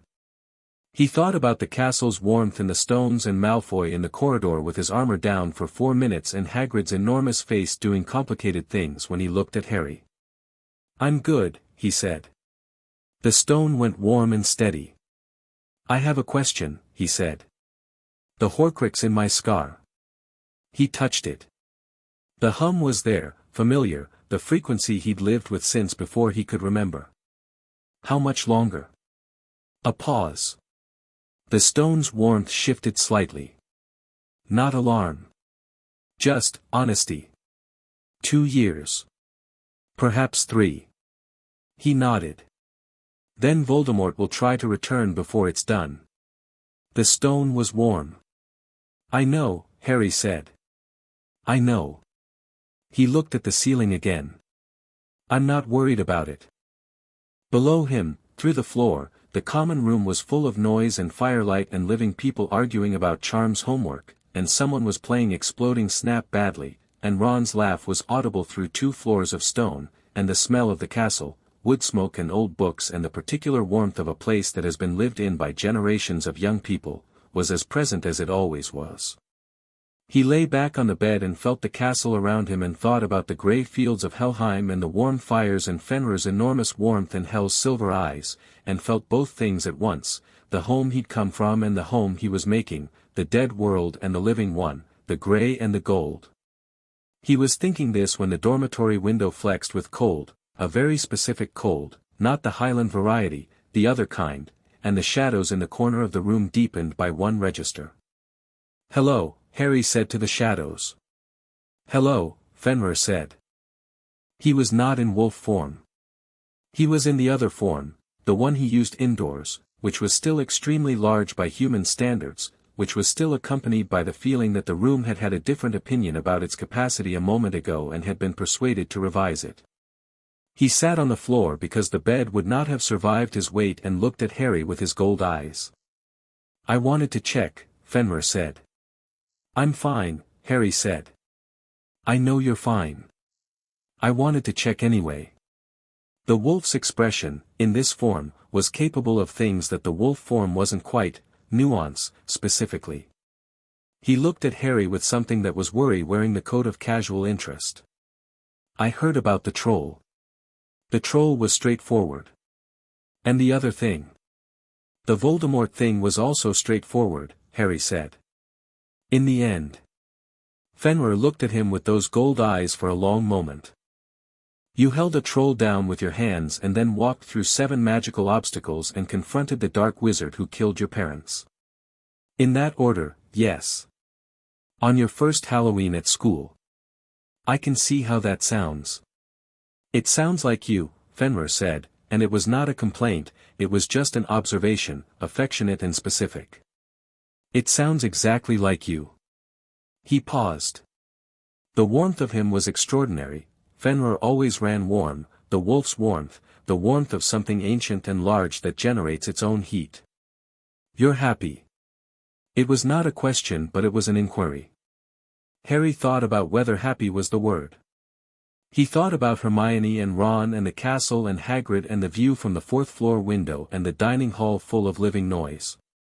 He thought about his conversation with Dumbledore and the fact that it had been interesting, genuinely interesting, and that interesting things happening was something he valued. "Yes," he said. "I think I am." Fenrir was quiet for a moment. His gold eyes moved around the dormitory, the other beds, the Gryffindor scarlet, the mess of Ron's side of the room, the neatness of Harry's, the small carved wolf on Harry's bedside table that had been made in Helheim a decade ago and had come with Harry through the boundary into the living world. "She asked me to tell you something," Fenrir said. "Hel. She says the scar's hum is changing. She can feel it from the boundary. It's been different since you came here, since you started growing in the living world in the living way. She says it's moving in the right direction." He paused. "She says faster than she expected." Harry touched the scar. The hum was there. But Fenrir was right, it was different, now that he thought about it. Quieter. More separated from his own magic, as if the two things that had been tangled together were very slowly finding their individual frequencies again. "Good," Harry said. "She also says to eat more," Fenrir said, with the quality of someone delivering a message they agree with. "I eat fine. You eat precisely enough. She says more." He stood, which took the room a moment to accommodate. "I should go back. She doesn't know I'm here and she'll work out that I'm here and she'll be annoyed that I came to check on you." "You came to check on me," Harry said. "I was in the area," Fenrir said, with magnificent dignity. Harry sat up and looked at the wolf who had spent 10 years teaching him to fall down and get up, who had made him a carved wolf with gruff ceremony and never mentioned that he slept with it, who had come through the boundary between the living world and Helheim on a Friday night in November to sit on a dormitory floor and check. "Thank you," Harry said. "For everything. Always." Fenrir looked at him. The gold eyes held something that was old and large and warm, the same warmth as the wolf's warmth, the warmth of something that has decided to love a thing and has never once reconsidered that decision. "Good," Fenrir said, which was what he said when words were insufficient. Then he was gone. The shadow in the corner lightened. The cold withdrew. The room was just a room again. Harry lay back down. Outside the dormitory door the common room was still going, still warm, still full of living noise. Ron's laugh came through the floor again. Down on the grounds, the lake was dark and the forest was dark and the sky above the castle was very clear and very cold and full of stars. The stone on the cord was warm. The scar was quiet. Harry closed his eyes and slept, and dreamed of grey fields going green at the edges, and warm fires at the end of them. Chapter 6. The heir descends. December arrived and with it the particular institutional energy of a school approaching its end of term, exams and essays and the heightened social temperature of people who have been living together for 3 months and are either bonded or at each other's throats, sometimes both simultaneously. The great hall filled with enchanted snow that didn't settle on the food, which Harry thought was elegant spellwork, and Peeves spent a week dropping water balloons from the upper galleries that were somehow always full despite the pipes being bone dry, which was a different kind of elegance. Harry sat his first-year exams with the focused calm of someone who had grown up learning from the dead and had arrived at Hogwarts already having read the books and found the school's version of things genuinely illuminating in ways the books alone hadn't been. Theory he handled cleanly. Practical was more interesting, the challenge of channeling his magic through the systematic framework he'd been learning for 3 months, using a wand that understood him rather than the wand understanding the system, finding the places where the two approaches agreed and the places where they diverged and learning to translate between them. Transfiguration practical, McGonagall set them the task of turning a teapot into a tortoise. Harry's was done in 12 seconds and had the additional quality of still being warm, which was not a requirement but which he'd found interesting to attempt. McGonagall had picked it up and turned it over and set it down and marked something in her ledger with the expression of someone keeping score on a very long game. Charms practical, Flitwick nearly did fall off his books.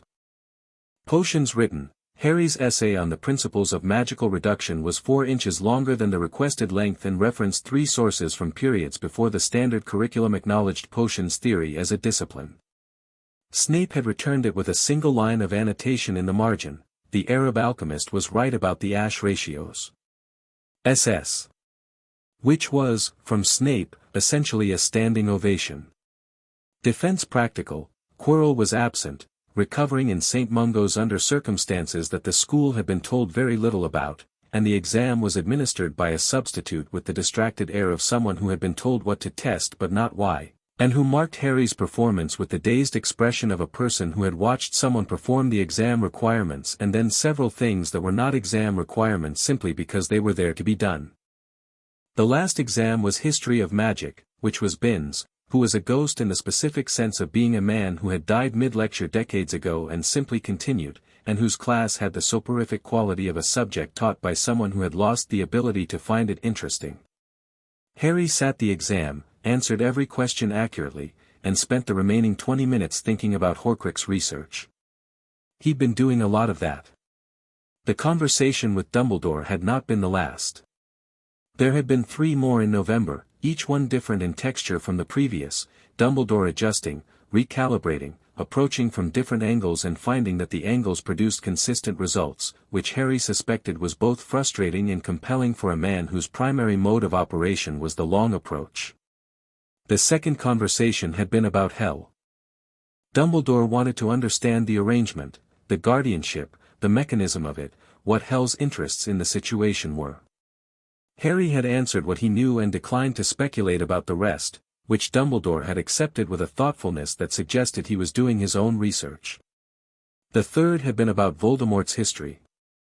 Dumbledore had, as agreed, begun sharing his research on the Horcruxes, not all of it. He had 10 years more of investigation than Harry and he was not a man who surrendered information wholesale, but the framework. The scale of the problem. 6 additional anchors beyond the piece at Godric's Hollow, which Hel held. The diary, probably. The ring. The cup, the locket, the diadem, possibly more. Objects of significance, of personal history, dispersed and hidden. Harry had listened and asked precise questions and taken nothing down in writing, because he had learned from court proceedings in Helheim that the most useful notes were the ones you kept in your head rather than the ones you kept on parchment. Dumbledore had noticed this and said nothing about it, which was its own form of acknowledgement. The fourth conversation had been the most interesting. Dumbledore had said, near the end of it, looking out his office window at the December grounds, "I owe you an explanation of a different kind. Not just of my plans. Of my reasoning." He'd paused, and the pause had had real weight. "I lost someone," he'd said. "A long time ago. To choices I thought were right at the time. The weight of that has shaped everything I've done since in ways that another pause. I build plans around acceptable losses because I cannot bear the alternative. The alternative being no plan at all, no structure, just hoping that love and courage and the incalculable individual are enough." "They usually are," Harry said. "The incalculable individual. Usually is not always." No, Harry had agreed. But planning for the worst possible version of a person tends to produce it. Dumbledore had looked at him for a long time. "You are remarkably difficult to plan around," he'd said. "Good," Harry had said, without any particular aggression, just as a fact. The relationship between them was not warm and was not hostile and was something more durable than either, it was honest, which was rarer and harder and ultimately more useful. 3 days before the end of term, Hermione found Harry in the library. He was in the section on magical theory, the older texts, the ones that predated the standardization of the discipline into its current systematic form, the ones written by people who were still arguing about what magic fundamentally was rather than operating within the accepted framework. He had a book open that was 800 years old and had the quality of old books that had been important, a kind of density to the pages, a sense that the text had been compressed by being read and reread by people who needed it to mean something. Hermione sat down across from him without preamble. She had the expression she got when she'd been thinking hard about something for a while and had reached a conclusion she needed to test. "The Horcruxes," she said, quietly. The library around them was mostly empty. The post-exams period had produced a distinct lack of academic enthusiasm in most students, which meant the library was Harry and Hermione's territory now in a way it rarely was. Madame Pants was visible at the far end, performing her usual surveillance, and Harry had learned that Madame Pants was entirely focused on the physical welfare of the books and had almost no interest in what was being said near them. "What about them?"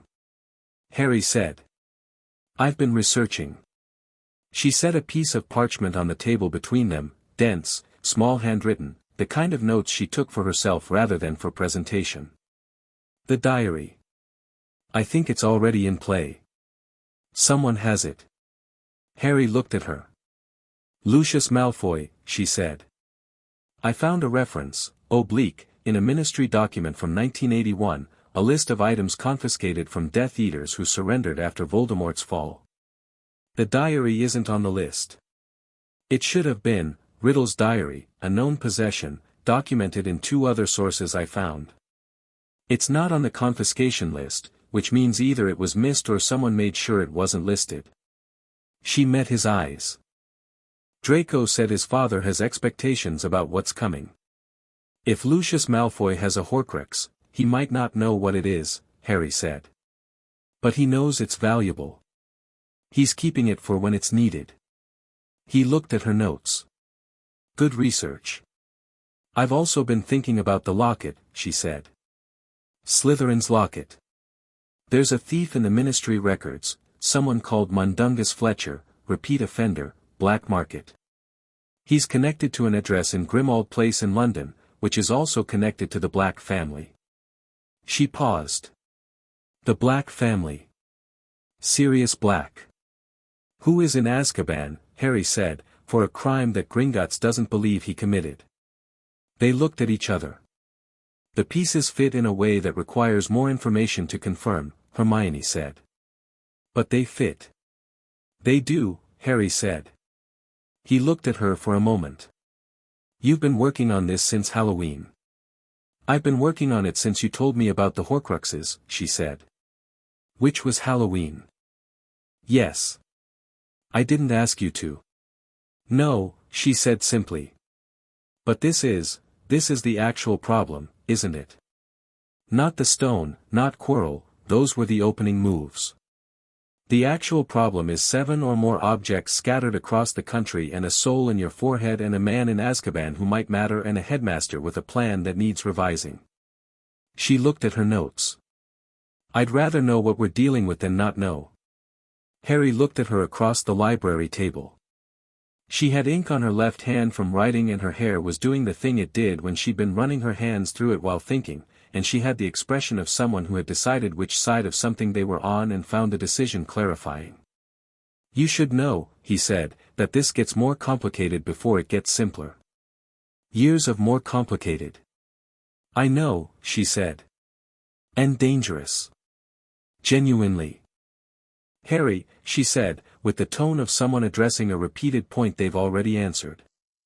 "I was alone in a bathroom with a troll and my response was to map its movement patterns. I'm not someone who needs protecting from complicated and dangerous. I need to be inside the problem, not outside it."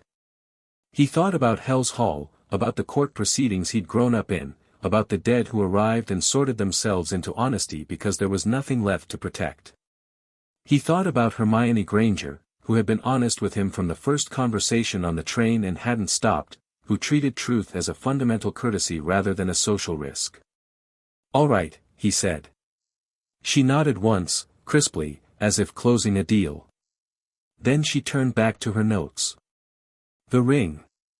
That's the one I can't locate. Do you have anything?" "The Gaunt family," Harry said. "Voldemort's maternal line. The village of Little Hangleton." He paused. "Dumbledore has more on that specific one. He hasn't shared it yet. Ask him, Hermione said. I will, Harry said. After Christmas. Ron caught up with them at dinner that evening with the specific energy of someone who has been waiting all day for a conversation and has been patient about it for longer than was natural. Right, he said, sitting down and immediately loading his plate with the determination of someone who believes important conversations go better with food. I've been thinking. About? Harry said. About next year, Ron said. And the year after that. And basically he waved his fork, the whole situation. He looked at Harry directly. I know I don't know everything. I know there are things you and Hermione have talked about that I haven't been part of. And I'm not, he paused, with the expression of someone finding their way to something honest. I'm not going to pretend that's not a bit odd, but I also understand that you tell people things when it makes sense to tell them. He put his fork down. But I want to be in it. Whatever it is. I'm not here for the famous Harry Potter version of things. I'm here for this. He gestured between the three of them. Whatever this is. Harry looked at him. Ron's face was entirely open, which was the thing about Ron, he couldn't be anything else, couldn't perform casualness about things he wasn't casual about, couldn't pretend to want less than he wanted. The full version, Harry said. The full version, Ron confirmed. So Harry told him. Briefly, clearly, at the end of a long meal in the great hall surrounded by the noise of 300 students, he told Ron Weasley about Horcruxes and Dumbledore's plan and Hel's alternative and Sirius Black and the years of work ahead of them. Ron ate his dinner all the way through it, and his expression moved through several things, the specific pale quality it got when something was genuinely large, then the flat practical determination, then something that settled into a kind of steady readiness. 7 objects, Ron said, when Harry finished. Probably. And we're first years. For another 6 months. Ron was quiet for a moment. He pushed a piece of chicken around his plate. My dad talks about dark objects, he said. He works in the misuse of Muggle artifacts office but he hears things. He's always said the most dangerous dark objects aren't the obvious ones, it's not the ones that look threatening, it's the ones that look ordinary. He paused. A diary. A ring. A locket. Things you'd pick up and look at and not know what they were. Yes, Harry said. Malfoy's father has one. Probably. Ron looked at his plate again. Then he looked at Harry with that open, direct gaze. Can I say something without it sounding dramatic? Usually the things that need that caveat are worth saying, Harry said. I know we've only known each other for a few months, Ron said. And I know you're not someone who needs people to function. You've been fine on your own, you'd be fine on your own. He picked his fork back up. But I'm glad you're here. I'm glad you came to Hogwarts. Not because of the famous thing. Just, because of you. He went slightly pink at the ears, which was what Ron Weasley did when he'd said something sincere. Right. That's that. What are we having for pudding? Hermione looked at Harry across the table with an expression that was private and entirely readable. Harry looked at his plate. Something in his chest did the adjusting thing again, the string finding its tension, and he let it, because Fenrir had told him years ago that the problem wasn't what you felt, it was what you did with it, and what you did with warmth was let it be warm, not protect yourself from it. Treacle tart, I think, Harry said. The last day of term came with frost on the grounds and the particular restless energy of a school about to exhale. Most students were going home for Christmas, the platform would be full, the train packed. Harry was staying. He'd decided this 3 weeks ago and told Dumbledore in their last meeting, and Dumbledore had said nothing but had looked at him with a quality of attention that might have been relief or might have been something more complicated. Harry was staying because there was work to do in the library and because the castle was interesting when it was empty and because he wanted to see what the boundary felt like from here during the dead season. Hermione was going home, she'd hugged him, quickly and fiercely, on the platform and pressed a list of research threads into his hand with instructions about which ones were priorities. Ron had spent 5 minutes saying goodbye in the manner of someone who had never really mastered goodbyes and was giving it his full effort anyway. Right, Ron said. All right, Harry said. Not just about work things. About what else? I don't know. Anything. Ron adjusted his bag. Fred and George say the castle at Christmas is brilliant. The snow actually settles properly on the grounds without the weather charms, and the kitchen elves do a proper goose. I'll tell you about the goose. Good, Ron said, and then did what Ron did when he'd reached the end of his words and still had feeling left over. He clapped Harry on the shoulder once, firmly, the way his father probably did, and turned and walked onto the train. Harry watched the train leave from the platform's edge and then walked back through the barrier and back through the station and back into the London crowds with his hands in his pockets. He wasn't going back to the castle yet. He had one stop first. He'd arranged it 2 days ago, through Gringotts, through Ragnarok, with the quiet efficiency of someone who has decided a thing and wants the administrative components handled. Ragnarok had produced the relevant documentation with the air of a goblin who had been waiting 10 years for someone to ask the right questions and was glad the wait was over. He went to the Ministry of Magic. Specifically, to the Department of Magical Law Enforcement, where a woman named Amelia Bones, Susan's aunt, Harry had established, which was how he'd known who to ask for, ran the office with the reputation of someone who thought the law was for applying rather than for decorating. She received him in her office at 2 in the afternoon, looked at the documentation from Gringotts, looked at Harry, and looked at the documentation again. You want to petition for a review of the serious black conviction, she said. I want to point out that there was no trial, Harry said. Which means there's no conviction to review. There's only detention without due process, which is a different legal category. Amelia Bones looked at him over her monocle. She was a compact, sharp-faced woman with the quality of someone who had been right about things long enough that she didn't need to perform certainty anymore. You are 11 years old. The Gringotts documentation is current regardless of my age, Harry said. The financial guardianship records establish my standing to petition in matters related to the Black Estate, and Sirius Black is the named heir to the Black Estate. The procedural irregularities in the 1981 arrest are documented. He paused. I'm not asking for his release today. I'm asking for a formal hearing. With evidence. The kind of process that should have happened in 1981. A long silence. Amelia Bones looked at the documentation again. The Goblin Nation's records, she said. These are authenticated. Ragnarok signed them personally. Another silence. She set the papers down and looked at Harry with eyes that were measuring something specific, not his age, not his name, but the quality of his position, the soundness of the argument, the way a lawyer looks at a case rather than a client. I'll open a preliminary review, she said. I make no promises beyond that. A preliminary review examines whether the grounds for a formal hearing exist. That's all I'm asking, Harry said. It will take time. I understand. She looked at him for one more moment. You know, she said, that if Black is guilty, this process will confirm it. I know, Harry said. I'm not asking for a predetermined outcome. I'm asking for an actual one. She nodded once, precisely. I'll be in contact through Gringotts. Harry stood, thanked her, and left. On the street outside the ministry's public entrance, he stopped and breathed the cold December air, and thought that the living world's bureaucracy was frustrating and slow and still, ultimately, capable of doing the right thing if you pressed at the right places in the right way.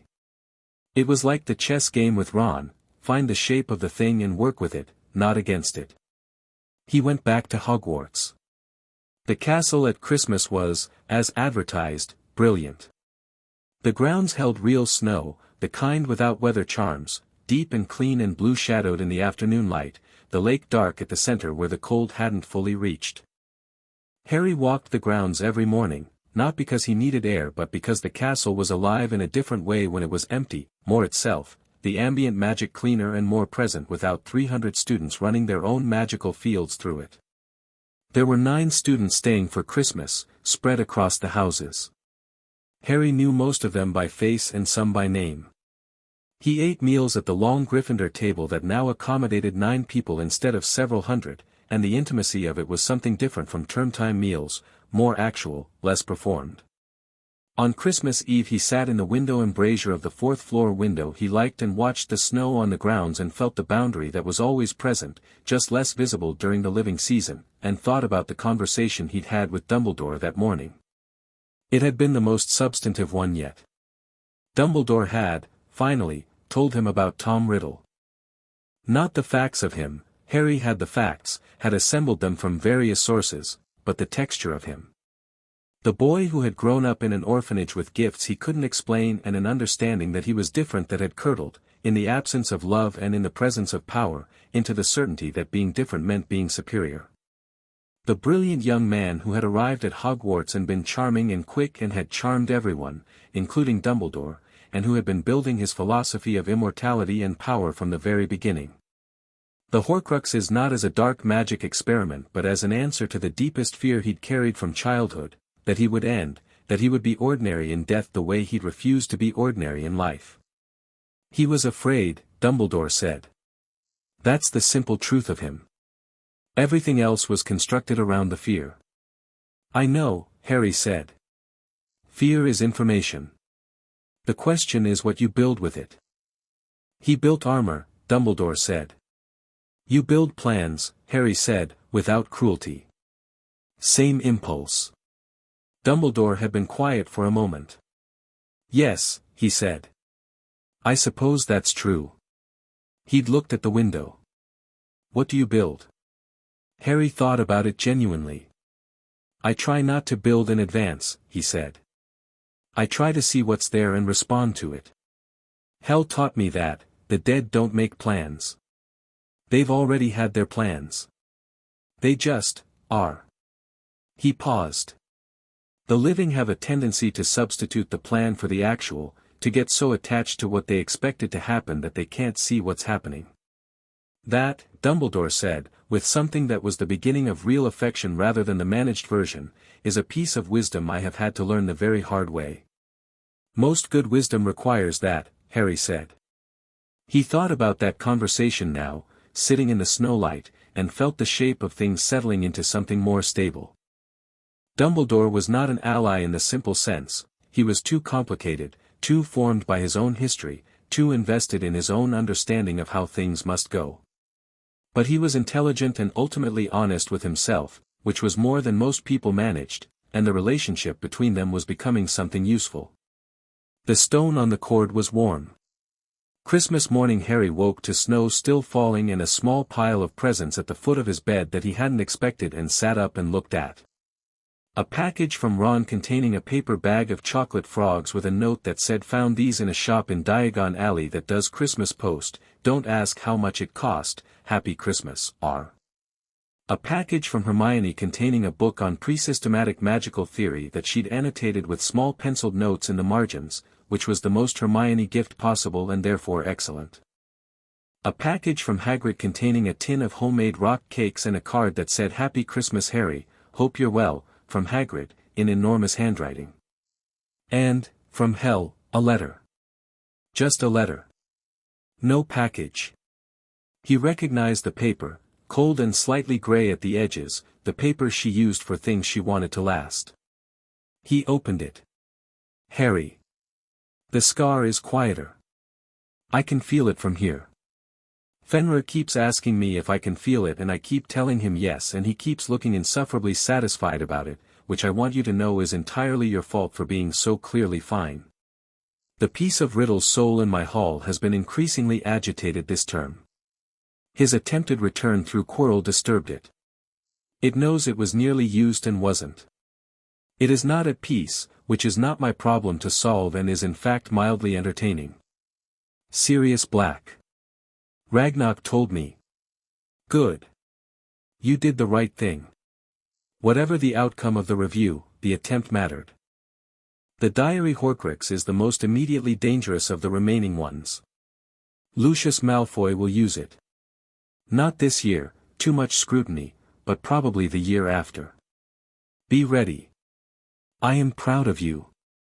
I don't say this because you performed well or because you achieved things. I say it because of who you are becoming, which is exactly who you always were, and which I had the good fortune to watch. Be warm. Eat more. Hel Fenrir says to tell you he's not proud because he already expected this, but he says it in the voice he uses when he is in fact extremely proud. I am including this for accuracy. Harry read the letter twice. He put it on the desk next to the carved wolf from his bedside table, which had made the journey from Helheim to Hogwarts wrapped in a piece of grey cloth and had sat on Harry's bedside table for every night of the term without anyone commenting on it. Partly because Harry's dormitory mates were not the kind to comment on each other's personal objects and partly because it had a quality of being simply present that made people look past it. He got dressed. He ate Christmas breakfast, which was as good as Ron had promised, with the 7 other remaining students and Professor Dumbledore and Professor McGonagall, who appeared on Christmas morning in slightly less rigid form than usual, which made her more recognizably human and somehow more impressive. In the afternoon he walked the grounds. The snow was deep enough that it came over the tops of his boots at the edges of the paths. The castle behind him was lit in every window, warm and gold against the white. The lake was flat silver. The forest at the edge of the grounds was dark and specific, the kind of dark that is full of things rather than empty of light. He stood at the edge of the lake and felt the boundary the way he always felt it, present, thin, the other side of the world available to his awareness in the way of something close enough to touch if you knew where to reach. The dead were there. His parents were there, and the hall, and the grey fields, and Fenrir in whatever form he was in, probably lying in the grey grass with his enormous head on his paws pretending to sleep. He didn't reach through. He didn't need to. He was here, in the living world, in the snow, in the cold Highland afternoon, at 11 years old with a year of Hogwarts done and everything ahead of him, the diary and the ring and the locket and the cup and the diadem, and Sirius Black in Azkaban waiting for someone to ask the right questions, and Dumbledore revising his plans with the difficulty of a man revising something he'd been certain of, and Ron Weasley eating Christmas dinner in the Burrow and probably telling his brothers about Harry's chess game, and Hermione Granger reading one of 12 books she'd brought home for the holidays and annotating it in pencil, and Draco Malfoy somewhere in Wiltshire being told what his loyalties should be and starting, perhaps, to wonder. And Voldemort. Scattered. Diminished. Not gone. Finding another dark corner, another cold place, another temporary host. Harry thought about Tom Riddle in an orphanage, certain that being different meant being superior, building armor against the fear that he would end like everyone else. He thought about what Dumbledore had said and what he'd thought back, fear is information. He thought about what you built with it. The wind came off the lake and moved through his hair, and the scar on his forehead was quiet, quieter than it had been since he could remember, the hum subdued, the frequency of it separating from his own magic like two voices finding their individual pitches. Still there. But different. Recognizably different. Faster than expected, Hel had said. He stood in the snow at the edge of the lake and breathed the cold clear air of the living world and thought that he had a great deal of work ahead of him and that he was, in a way he hadn't entirely expected, looking forward to it. Not because it would be easy. Not because he was certain of the outcome. But because the work was real and the people were real and the problems were problems worth solving, and he had learned from 10 years of the dead that the thing the living had that the dead had finished with was the still unfolding quality of their stories, the fact of still being in the middle, the not yet knowing. He had not always understood why that was valuable. He understood it now. He turned from the lake and walked back toward the castle, his footprints in the snow behind him the only mark on the grounds in all directions, the castle ahead of him lit and warm and old. In his chest the stone on the cord was warm. In the castle, the staircases were waiting, attentive, ready. In the window of the headmaster's office, a small light was visible, Dumbledore, probably, reading his notes, revising his maps, beginning the slow difficult work of planning differently. Harry walked up the slope through the snow. Above him the castle's towers rose into the darkening sky, and the first stars appeared over the forest, cold and bright and very far away, the same stars that were visible from Helheim's grey fields on the nights when the boundary was thin. He had stood under them there his whole childhood, looking up. He stood under them here now, looking up at the same stars from a different world, and they looked exactly the same. He went inside. The doors shut behind him and the warmth of the castle closed around him, and somewhere in the depths of the building the staircases moved with their private opinions, and the fire in Gryffindor Tower crackled for no one but itself, and Not sat on her perch in the Ollery turning her silver eyes toward the door that had just opened. Tomorrow the work continued. Tonight there was goose for dinner and a fire in the common room and a letter from Hel on his desk with Fenrir's pride encoded in a parenthetical, and the scar was quiet, and the stone was warm, and Harry Potter, Heir of Helheim, ward of the Great Wolf, 11 years old and entirely unafraid, was exactly where he'd chosen to be. Which was, in the end, everything. In a grey hall at the edge of the living world, a piece of soul sat in a jar on a shelf and was agitated. At a long table by a grey river, a man with untidy hair and 2 large hands was winning a chess game against a Viking merchant who had been playing for 400 years, and was doing it in the way his son had described it once, looking at the whole board rather than the next move. At the boundary of the same grey field, a woman with a divided face stood with her hands folded and felt the thin place where the living world pressed against hers, and felt through it the particular frequency of a scar going quiet, and felt the warmth of someone who was exactly who she'd known he would be. She didn't smile. She didn't need to. She went back inside.